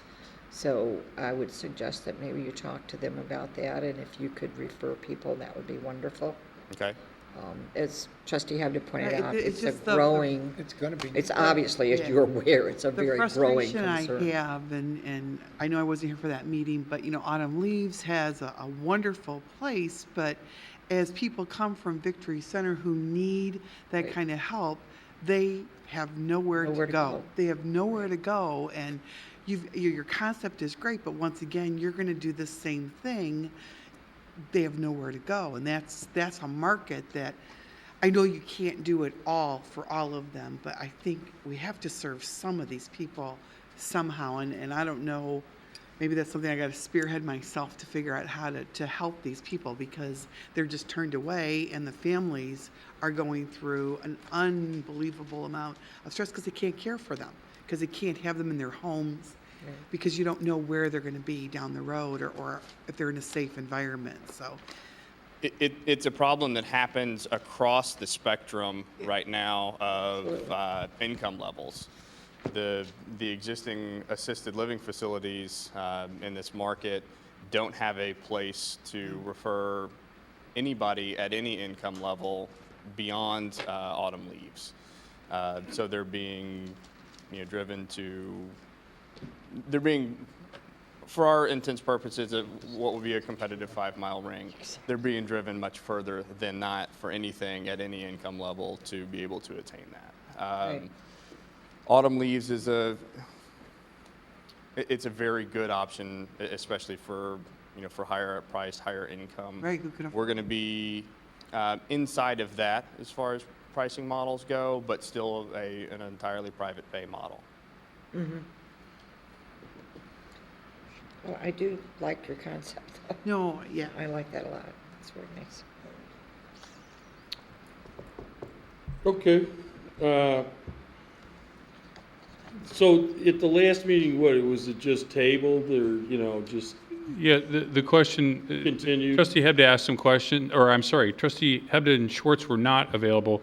The committee asked that the developer and staff meet with them, get their opinions with regard to that, and return back to you to answer these questions as you've seen tonight. And that was also mentioned or answered somewhat in the response that you have in your packet. So there was no direction given other than come back and answer these questions, and then the committee's asked tonight whether they should proceed into technical review and then ultimately appear before the Planning and Zoning Commission at a future date.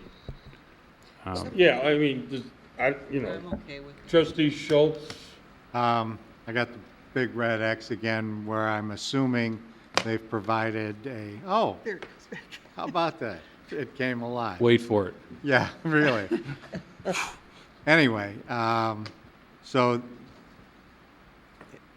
they were supposed to make a change with regard to South Woodbine.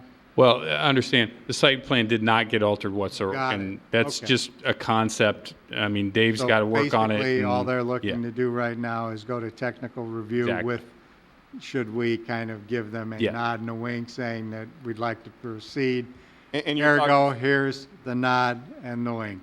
There you go. And you're talking about specifically the drives lining up. Right. Yeah. Easy thing for us to accommodate. Yeah. We'll work them over in technical review. Yeah. Just the part on the south side of the building, Yeah. I think, was your big concern, right? Yeah. Yep. But as far as I'm concerned, I would say proceed. Yeah, I mean, I don't have any problems. Does anybody up here have problems with this project going to technical review? No. No, my comments were on the record the last time, so. Yeah. And you are very, very sure that you have a market here. And apparently, we've got confirmation that the existing facilities are operating at a high level of occupancy, so that indicates that there is some level of market. So it's your dollar that you're investing, so. And you don't have any issues with the proximity to a major strategic regional artery when it gets expanded to probably 7 lanes, because that's what they're planning on doing at some time with regard to I don't think we'll elopements. see it. When somebody decides to take a walk, We'll that's be kind in of the a building major before that highway happens. there. No, and really good question. Our resident, as far as ingress egress, our residents don't drive. It's a I secure. understand that, It's but a I mean, secure. the Shoe Leather Express, that's what I was Sure. thinking about. Yeah. And then the flip side of that being that it's a secure facility monitored 24 hours a day. So, it's a So top it's priority. gotta It's be a very basic. Appropriately fenced in some way, shape, or form? Incredibly secured because Yeah. wandering is a real risk for Right. dementia I patients. mean, we have the autumn leaves, but is this taking Alzheimer patients that are even more advanced than an autumn leaf? Well, that was one of the other things I really liked Yeah. about the building was the internal courtyard Internal, right. that is totally secure. That was one of the things I really, really liked about this building. It is a facility designed specifically to care for dementia patients from diagnosis through end of life in all stages, Yeah. To even the most advanced, even the most advanced, I absolutely. got it, excellent. where they got you in a chair like when you were in grammar school and you kind of put the tray in front of you? Mm-hmm. If need be. Having been in facilities, I digress. Okay. One of the other things that, as a part of our discussion, was that they will use the entire lot. There won't be a separate separate lot subdivided off here. So that'll also, I think, help to address some of your concerns with regards to the site. So I think it's Bob's turn to talk. Twice in one night. You heard this message before, this concept review, and this is to give you a preliminary feedback of initial reactions. It's certainly not binding, and you could go through the process and find out that the project is not approved, so there's no guarantee anyway in terms of how the board will vote.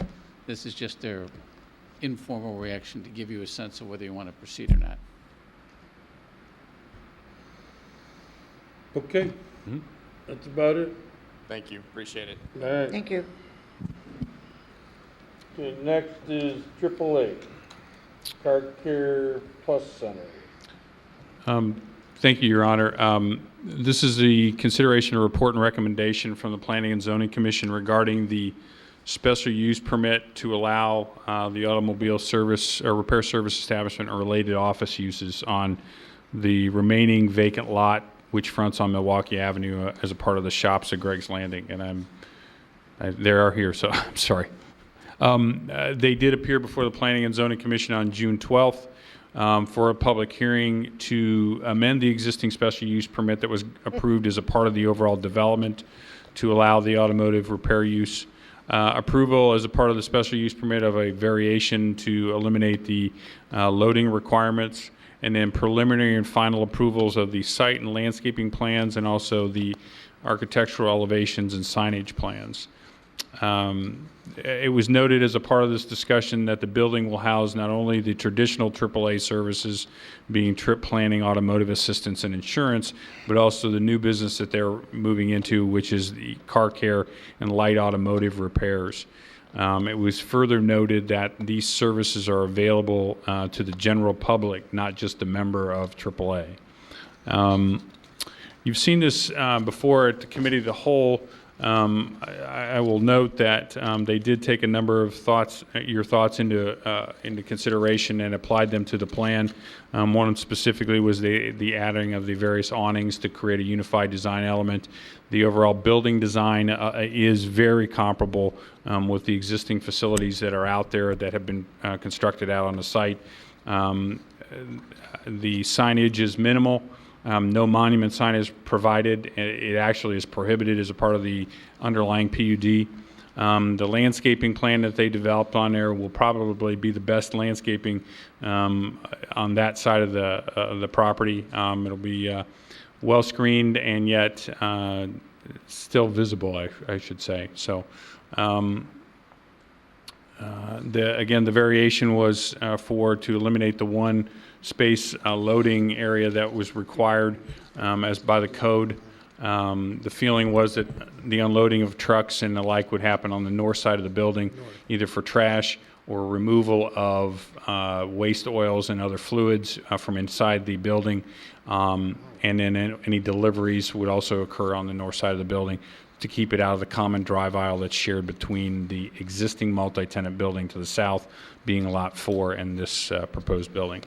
Notices were sent out to the surrounding property owners and businesses. One resident from Greg's Landing North HOA appeared and expressed concerns that you could see the garage doors and the building from Greg's Parkway and Milwaukee Avenue intersection. I would also note that there is a cross-parking agreement or easement between the properties, which would allow, in instances where the need for overflow parking from Jersey Mike's or Panda Express, sorry, Trustee Hebda, Starbucks, to park across the property, and that, I think, addressed some of the concerns from adjacent property owners. With that, the Commission voted unanimously 4-0 to recommend approval of the 4 items. Again, amendment of the existing special use permit, approval of the requested variation, and then the preliminary and final approvals. Subject to the conditions as you see in your packet, I would note that one of the changes to the architectural elevations was to use a clear anodized metal for the doors and window frames instead of the dark as shown in your drawings. That no storage of cars or tow trucks would be allowed on the property outside the building. Additional signage would be placed to prohibit or to warn people that there's no through or exiting on the north side of the building, and in compliance with all ordinances and standards of the village. So with that, if the committee feels it's appropriate, it would be the staff's recommendation to direct us to prepare the necessary ordinance granting the approvals as recommended, subject to the conditions that are set forth in your packet. I can answer any questions that you may have, or the petitioner is here tonight and they can review the plans in as much or little detail as you'd like. So with that, I can answer any questions. Does the board have any questions, or the Committee of the Whole have any questions? No. Okay. No, I just wanted to say I appreciate the taking into account all the suggestions from the last time, and the building is significantly improved architecturally because of it. All right, is there a motion to approve subject to, let's see, Conditions as stated on. different, well, how many conditions? We got 10? 12. Is that accurate? Yes, sir. Okay. A motion would be to direct the staff to draft the ordinance recommending approval, subject to the 12 conditions, or the conditions of approval that are set forth in your packet. So made. There's a motion, and is there a second? Second. If there's no further comments or questions, roll call. Trustee Williams? Aye. Trustee Hebda? Aye. Trustee Cook? Aye. Trustee Markwart? Aye. Trustee Schultz? Aye. Trustee Schwartz?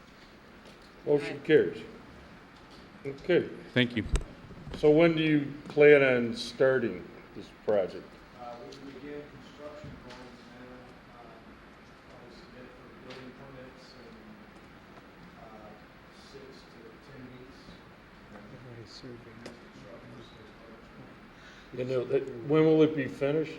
How long will it take to finish it? It's a 5 to 6 month construction process, depending on where the site was started. Okay.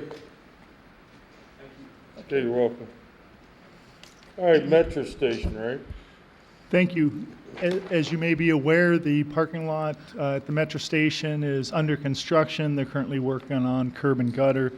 We have rerouted traffic from the old lot to the southeasterly lot and made some additional signage accommodation for the different types of parking, such as long-term parking. Very importantly, we wanted to point out on Thursday and Friday, the existing lot will be closed. We're making accommodations for people to enter and exit the other parking lot, but it's going to be closed because they're going to be grinding the asphalt and placing new asphalt, and that's not conducive to parking. So residents and users, please bear with us, but it will be open for Monday, weather permitting. So we're on schedule. We've tried to accommodate this project within a 2-week window to do all this. We're doing very well. We're on schedule. But more importantly, Thursday and Friday, you will not be able to park in the original lot. So just wanted to pass that along. Wanted to take the opportunity to ask the board a question. There's the existing landscape islands on the newer lot. There's 2 of them that are in your board packet that we're asking the board for consideration to remove them. One of them is in serious conflict at Oktoberfest. We have to set up some equipment over that island so people aren't walking and traversing back and forth across. I'd like board consideration of removing 2 of the islands that are shown on your map. A second question for you is the existing landscape islands have paver bricks. The paver bricks are in disrepair. They're settling out. What that means is we can go in there, repair the curbs, and then reset the paver bricks. This is a good time to ask the board the question, do we want to keep paver bricks out there? Or, we have a plentiful supply of mulch. We certainly can pull those brick pavers out, put mulch in there, and add a couple of bushes similar to the entrance of the other lot. So those are some different options. For me, the thought as far as replacing the pavers, it's much more expensive than us maintaining a little bit of bushes, and I would recommend that we go to actually landscape islands. The reason we have these islands is to have more greenery, more vegetation. When I look at pavers, I look at pavers much similar to the asphalt. It's still pavement. So those are really the 2 questions. Can we remove the 2 islands shown on the map? And would the board desire for us to go from paver bricks to mulched and landscaped islands? I like green. Going green is, yeah. Green's good? Yeah. Getting rid of impervious surface is a good thing. And making it easier for setup. And I could have my go- direction, thank you. Could I go back on a question, then I know it's going to be closed Thursday and Friday. What about the market on Saturday? I did coordinate with Leslie Cahill, who runs that. She's aware of it. She says, I don't think there's going to be any impacts to their event. So she's not concerned, but very good question.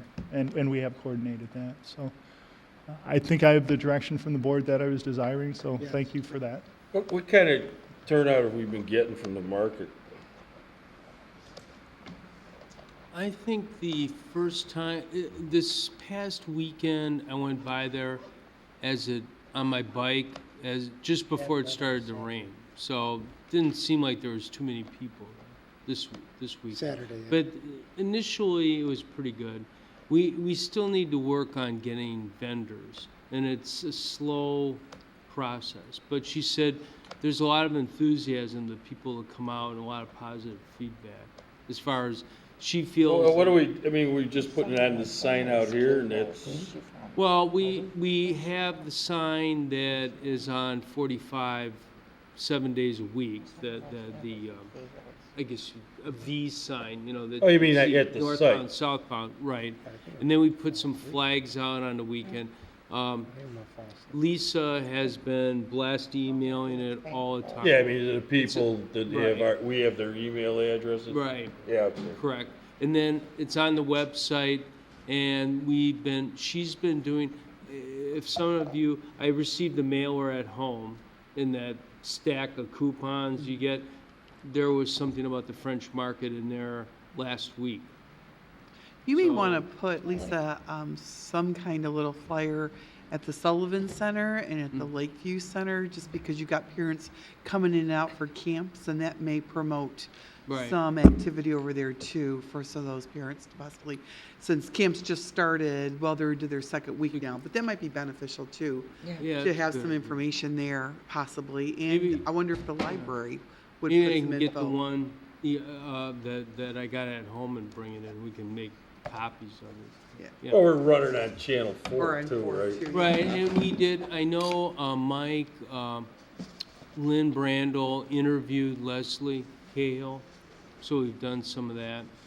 Yeah. And we've used some promo materials from their other events. Are they involved at all in the 4th of July parade, John? Is there a way that they would want to put something out?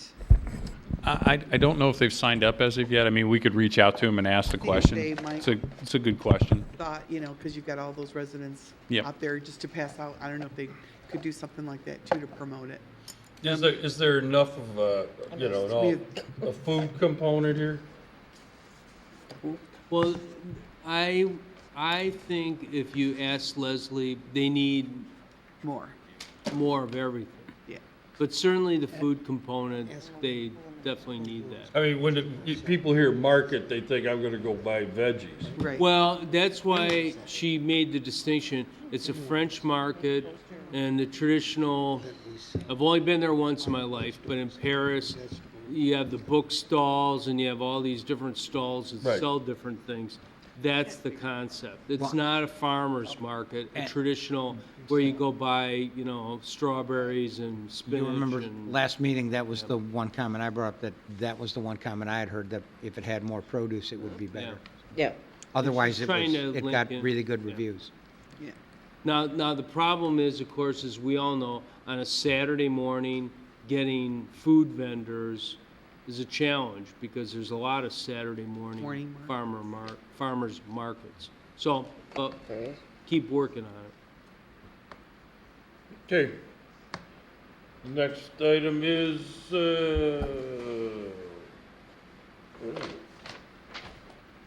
I don't know. fuel intergovernmental agreement request from Hawthorn Oh, School yeah. District 73 in the Vernon Hills Park District. Everybody left. Thank you. We have agreements in place with a number of other entities, and Vernon Hills High School, Cook Memorial Library, MEG, and Countryside Fire District. We've been approached recently from Hawthorn School District 73 and also the Park District as part of their maintenance building expansion to utilize the fuel pumps over at Public Works. My recommendation is in favor of this, similar to how the chief has worked through dispatch issues. They will pay us for our expenses, and we think that it's going to save them approximately 50 cents on a gallon of gas. So we think it's a good thing. Staff recommends approval of this agreement. Should the village board agree with this, staff will prepare the necessary agreements and then bring that back to the board at a later date. This guy David wants us to pull it until he can be here. Who? Till he can be here. Till he can be here. All right, any comments or questions on this? Trustee Cook? My question is for council. Hawthorn is my full-time employer. Is this potential conflict? No. Oh, that would be.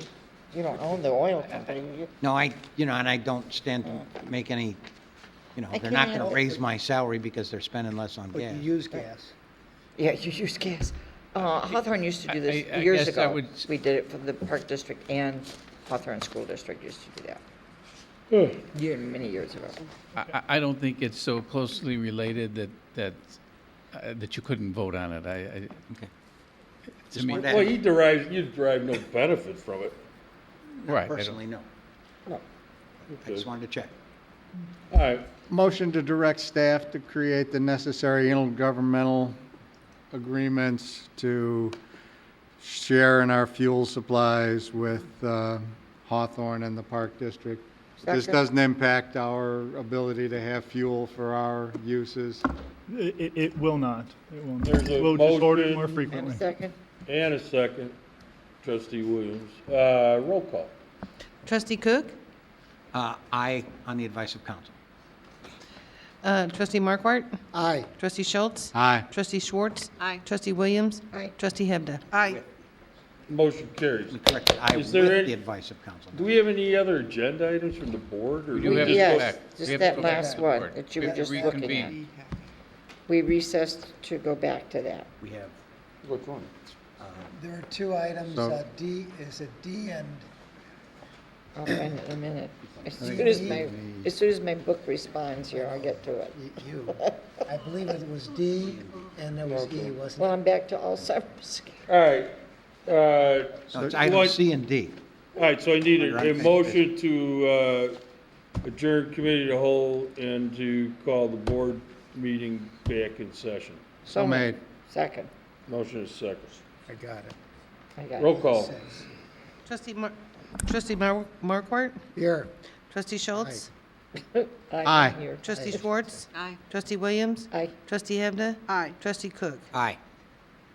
Motion carries. Okay, unfinished business. Are we going to closed session after the board? Yes. Yes, sir.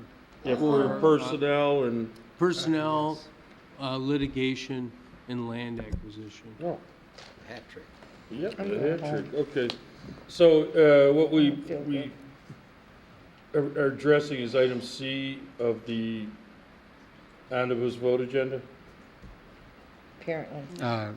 No, see it unfinished earlier. additional It's business. it's unfinished. Yeah, unfinished, well, okay, but it's item C and D? Of unfinished business, Right. yeah, not on the vote. Okay. All right. Is there a motion to approve item C, approval and passage of resolution 2013-119, a resolution authorizing the waiver of fees from the VHAC for concessions at the Vernon Hills Athletic Complex? Is there a motion to approve?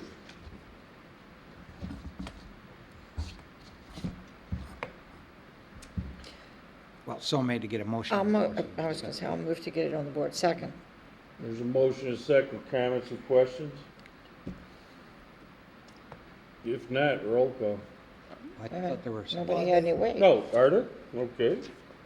Well, I just Okay. said there were some concerns about There were the financial, Go ahead. There are concerns about the financial, actually, this is with both C and D, in regards to the waiving. And I know we have a resident that had responded earlier today, if I'm correct, and basically asked to have it pulled to review it more. So I don't know if Who's the resident?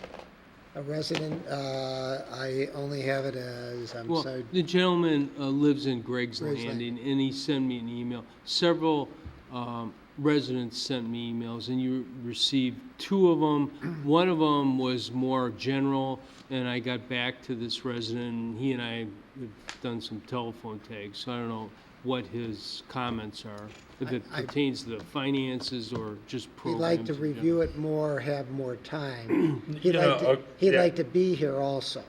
Yeah, well, I don't recommend holding off on this, but trustee Cook? Well, that's what I was going to say. Come on. The concession one I have no problem with. The lights, we've already talked about it because it's something in the past, but I do think that we need to discuss with this organization that we need to have a more open and forthcoming dialogue with regard to money if they're going to be coming back at any other time to ask us for, I mean, these 2 particular items I don't have a problem with, but we're going to need to be better informed in the future. And I just think that's because these 2 items are something that really can't go back and be revisited. The concession isn't a big deal, but the lighting, it's not something I want to do again. All right, I know the lighting is a big one, but of course, too, that things that they've done, the scoreboards and so on have come out of the Cougars Foundation. That was $60,000, I believe, that came out of their pocket. Well, there's no doubt that they've put money into the VHAC Center in one form or another all along. So I agree with Trustee Hook. Oh my God, where'd that come from? Trustee Hook. That Cook. No, I said Hook. It was years ago. I know, but I regress. Alzheimer's was just Yeah, don't have to explain to me. Right. Yeah. Trustee Hook on his comments with these 2 items this evening, I certainly think we should approve them, and I do also agree that we need to have them come in more often and sit down and let's discuss the overall financial pictures of where they're coming from, where they're at, and what's going on. With, like I said, they've given a lot of funds to us for the site, and I certainly appreciate that. But at the same time, I don't want to be having people say, "Oh, they're just coming with their hand out again," because they're not. Trustee Schultz? I echo Trustee Williams' comments along with the thing that within the scope of this, we're also rebating money to another organization too, and I don't want to hold up giving them their due, so to speak. Right. Even though we have some issues here with supposedly some issues, so I'd be willing to, cast a vote here and move this along this evening. I would too. Are you? Yeah, okay, so there's a motion and a second on item C. I was originally going to vote no. I would be willing, I just think there's got to be a much better accounting, and there has to be, I mean, they Agreed. said they did, and they didn't, and what are they going to do next time? The same thing. We haven't stressed or we're letting them go on it. Yeah. So I think there has to be more put in place to say, hey, we want an accounting. We want to know what's going on, and when you owe us money, you owe us money. Yeah, And this going is it. going forward, it's got to be better. Now, just to emphasize, in the concession agreement, as you know, the new one that is before you tonight, there's no commission sharing at all. Right. So the accountability will be ended. You don't really care that much about the finances if someone doesn't owe you any money. Yeah, And that's the one I don't have that much effectively- problem with. That's effectively what that does. And then on the sports lights, that's pretty straightforward. It's metered, and that is based on use, and our users pay a fee for. No, the reason I don't have a problem with C is because I don't see that we need to share in their concessions. That money should go back to the organization. My concern their was over fundraiser. the lighting fee in that, and that's what going forward we need more accountability on. But at the same time, I certainly agree with what Jeannie's saying. If you owe us money, you owe us money, and regardless, come in and tell me I can't pay it Well, because I X, guess Y, it- and Z. No, Don't well, just ignore it. I don't even want to hear next time that they can't pay No, it. but you know what I mean. They should have come in here and told us they had a problem. Well, I guess the bottom line is, how aggressive do you want to be with the electricity? I mean, Christ, hey, you can't turn it on tonight. Do we got to put a lockbox on it that we control if they're in arrears? I hate to do that to the kids. Well, I understand that, but I mean, that's, is that how it works? I don't. Or do we gotta want do to, or do we want You have a a good point. deposit or something, I guess we could go to that route. But Well, these are the only yeah. direct items that are before us tonight, but I think really there's a feeling that there's a number of other items there that the residents aren't getting the best bang for the buck from this organization because of certain things that certain residents are bringing up to us regarding how funds are being spent and things of that nature. And we're helping to support that, but there are certain residents that have brought to light, certain things that for a volunteer organization seem to be not quite what I would have expected. I agree. Well, okay, how do you want to address the lights? That's significant, expense. Not the concessions, Right. the lights. The lights are So how, significant. you know what, that's what I'll open it up for. We got a motion to approve C. Right. I have a Second it. suggestion. Yeah. Pay Well, wait, then we'll go to D and we'll discuss it, but let's get C out of the way. quarterly. All right, roll call. Trustee Just Cook? this one. Aye? Trustee Markwart? Aye. Trustee Schultz? Aye. Trustee Schwartz? Aye. Trustee Williams? Aye. Trustee Hebda? Aye. Motion carries. Okay, is there a motion to approve passage of resolution 2013-12, resolution authorizing the waiver of a portion of the VHAC sport field light fees for the 2012 season? What's the exact dollar amount on that, Mike? 12,000. It's 12,000, I'm 12,400. sorry. Sure, so- $12,400 Is and that the, 50 that's the total bill? Well, $12,400.62 is what's remaining. They paid $16,761. So the total is 28,000. Yeah, and For- it is the majority. And that includes all sports seasons, whether it was football, baseball. Right, but it doesn't include the Stingers, it doesn't include the Park District. I understand that. Right, Well, it's just, clarify. yeah, This is just the Cougars. just the correct. Cougars. Okay. Motion to approve resolution 2013-120. Second. Now we can Motion is discuss second. it. All right, we'll open it up for discussion. So now, okay, how can we go forward? Have You them know, pay quarterly. I agree with, Well, or do you take I guess, do you take A a deposit? deposit up front? And do pay what they you have owe the and go money? forward from there? If you want to have the peace of mind that, okay, we're not going to run the meter again and be in the same situation. I would say have staff discuss it or do it at a, Yeah, because you're gonna end up. With them. yeah. That yes. means that the Stingers would have to pay, quarterly.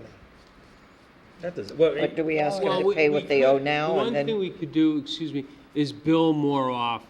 Right. Dave and I will talk to Carissa, and we could bill monthly. Then who are you divide it. going to bill? Well, we could bill everybody, but the VHAA is, of course, the lion's share. So where do you user. send the bill? Well, to their organization, wherever they get their mail now. Do we know? They have that building on VHAC. Yeah, Yes, we do. Okay. yeah. Or we can do it via email. I mean, I what don't we think could it's, do we is. can find out do- where to bill it. I'm sorry. We could do it monthly, and if we don't get paid promptly, then Dave does have the ability to shut the sports lights off. Well, I think And then we'll be into a discussion, unfortunately, 30-day. that the youth of the community get impacted. And you're gonna have people coming here and discussing that they can't finish their games at, 8 o'clock at night. So your bill on the 1st, it's due on the 15th. I don't know, Yeah. I'm just threw that out. Well, there is a So many board. days. How is this board elected? And can those board members be changed if they can't manage their money? Well, I think they're elected from the group of the coaches. in the There was a organization, I long, believe. there was a long protracted, Yeah, when we it's a had this big thing. discussion a while back, there was a long protracted process that one needed to gain tenure in the organization before They one can serve could be as a on the board board, member, right? Right. Okay, And there's a lot well, of board let's, we better have a discussion with the board members, which are what, 4 or 5? Well, Five people, an odd number? Yeah, There's not sure. Well, we've had them here at, you know, There's an executive liaison board and there's a meetings. board. We just had two of the officers. Representatives, Yeah. yeah, Yeah, we but have there's never more had. on There's that an board executive than office and then just there's board Mark and members, so. Mark. 5 years ago, there were, I want to say, We went to a meeting once yes, and there were like there was like 8 to 15, 10. 18 people maybe? Yeah, there's There a was a lot of people significant at that number. meeting, yeah. But, you know, I don't know when they hold their board meetings or if, well, Well, why don't we they have invite to them, hold why don't board we do meetings. this? Why don't we just invite them here? And if we gotta, you know, We did. no, invite the board, their whole board. And let's have this discussion with them so there's nothing On left an off night? for everybody's imagination. And I don't want to put it on a liaison committee meeting. So we'll have them come to, say, the board meeting in July 9th. Yeah, bring them in and not just Mark and, you know. On a committee meeting? Yeah, bring in the whole board. On a So committee. everybody's on board, no pun intended, I know. with regard At a to the committee lights. meeting, so it's open for discussion? Yeah, sure. Yeah, You know. that- at a committee You meeting. know, and you know, a couple of these emails, one is reads like kind of the alter ego or proxy of, you know, somebody who has a vested interest in the softball program, but this was probably as insulting an email I've read in a long time, you know, germane to, what does it say here? Is that still happening? All in all, our decisions are not only that's from poor the business rest. decisions, but reckless. I understand you do not want the organization to fold.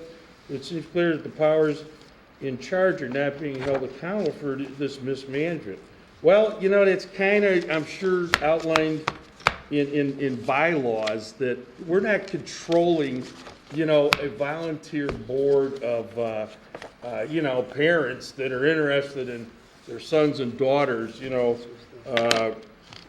playing a sporting event. I mean, this has been, you know, going on forever, but this is an email that everybody got from Cindy Comator, you know, and the name's familiar to me because I know someone else by that last name has been to liaison meetings and, you know, board meetings, and, you know, she comes right down at, if this is how business and financial matters are dealt with the village trustees, then we need some new trustees.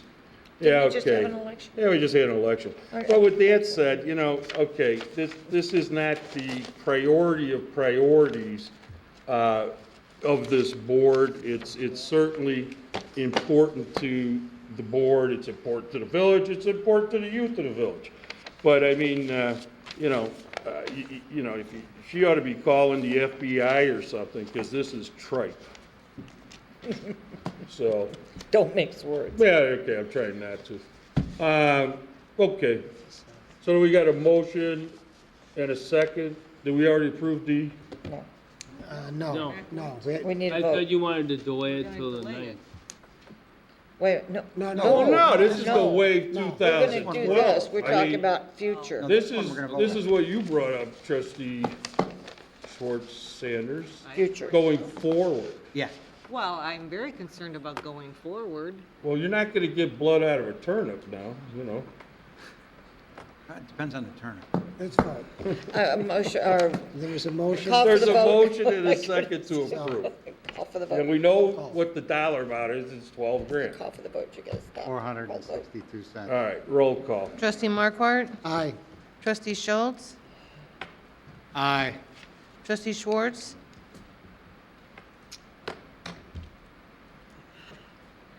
There better be something. Trustee different Williams? to say. Aye. Trustee Hebda? Aye. Trustee Cook? Aye. For the record, I'd vote aye. Motion carries. Okay, is there a motion to adjourn the board meeting and go to closed session to discuss litigation, personnel, and land acquisition. So made. Second.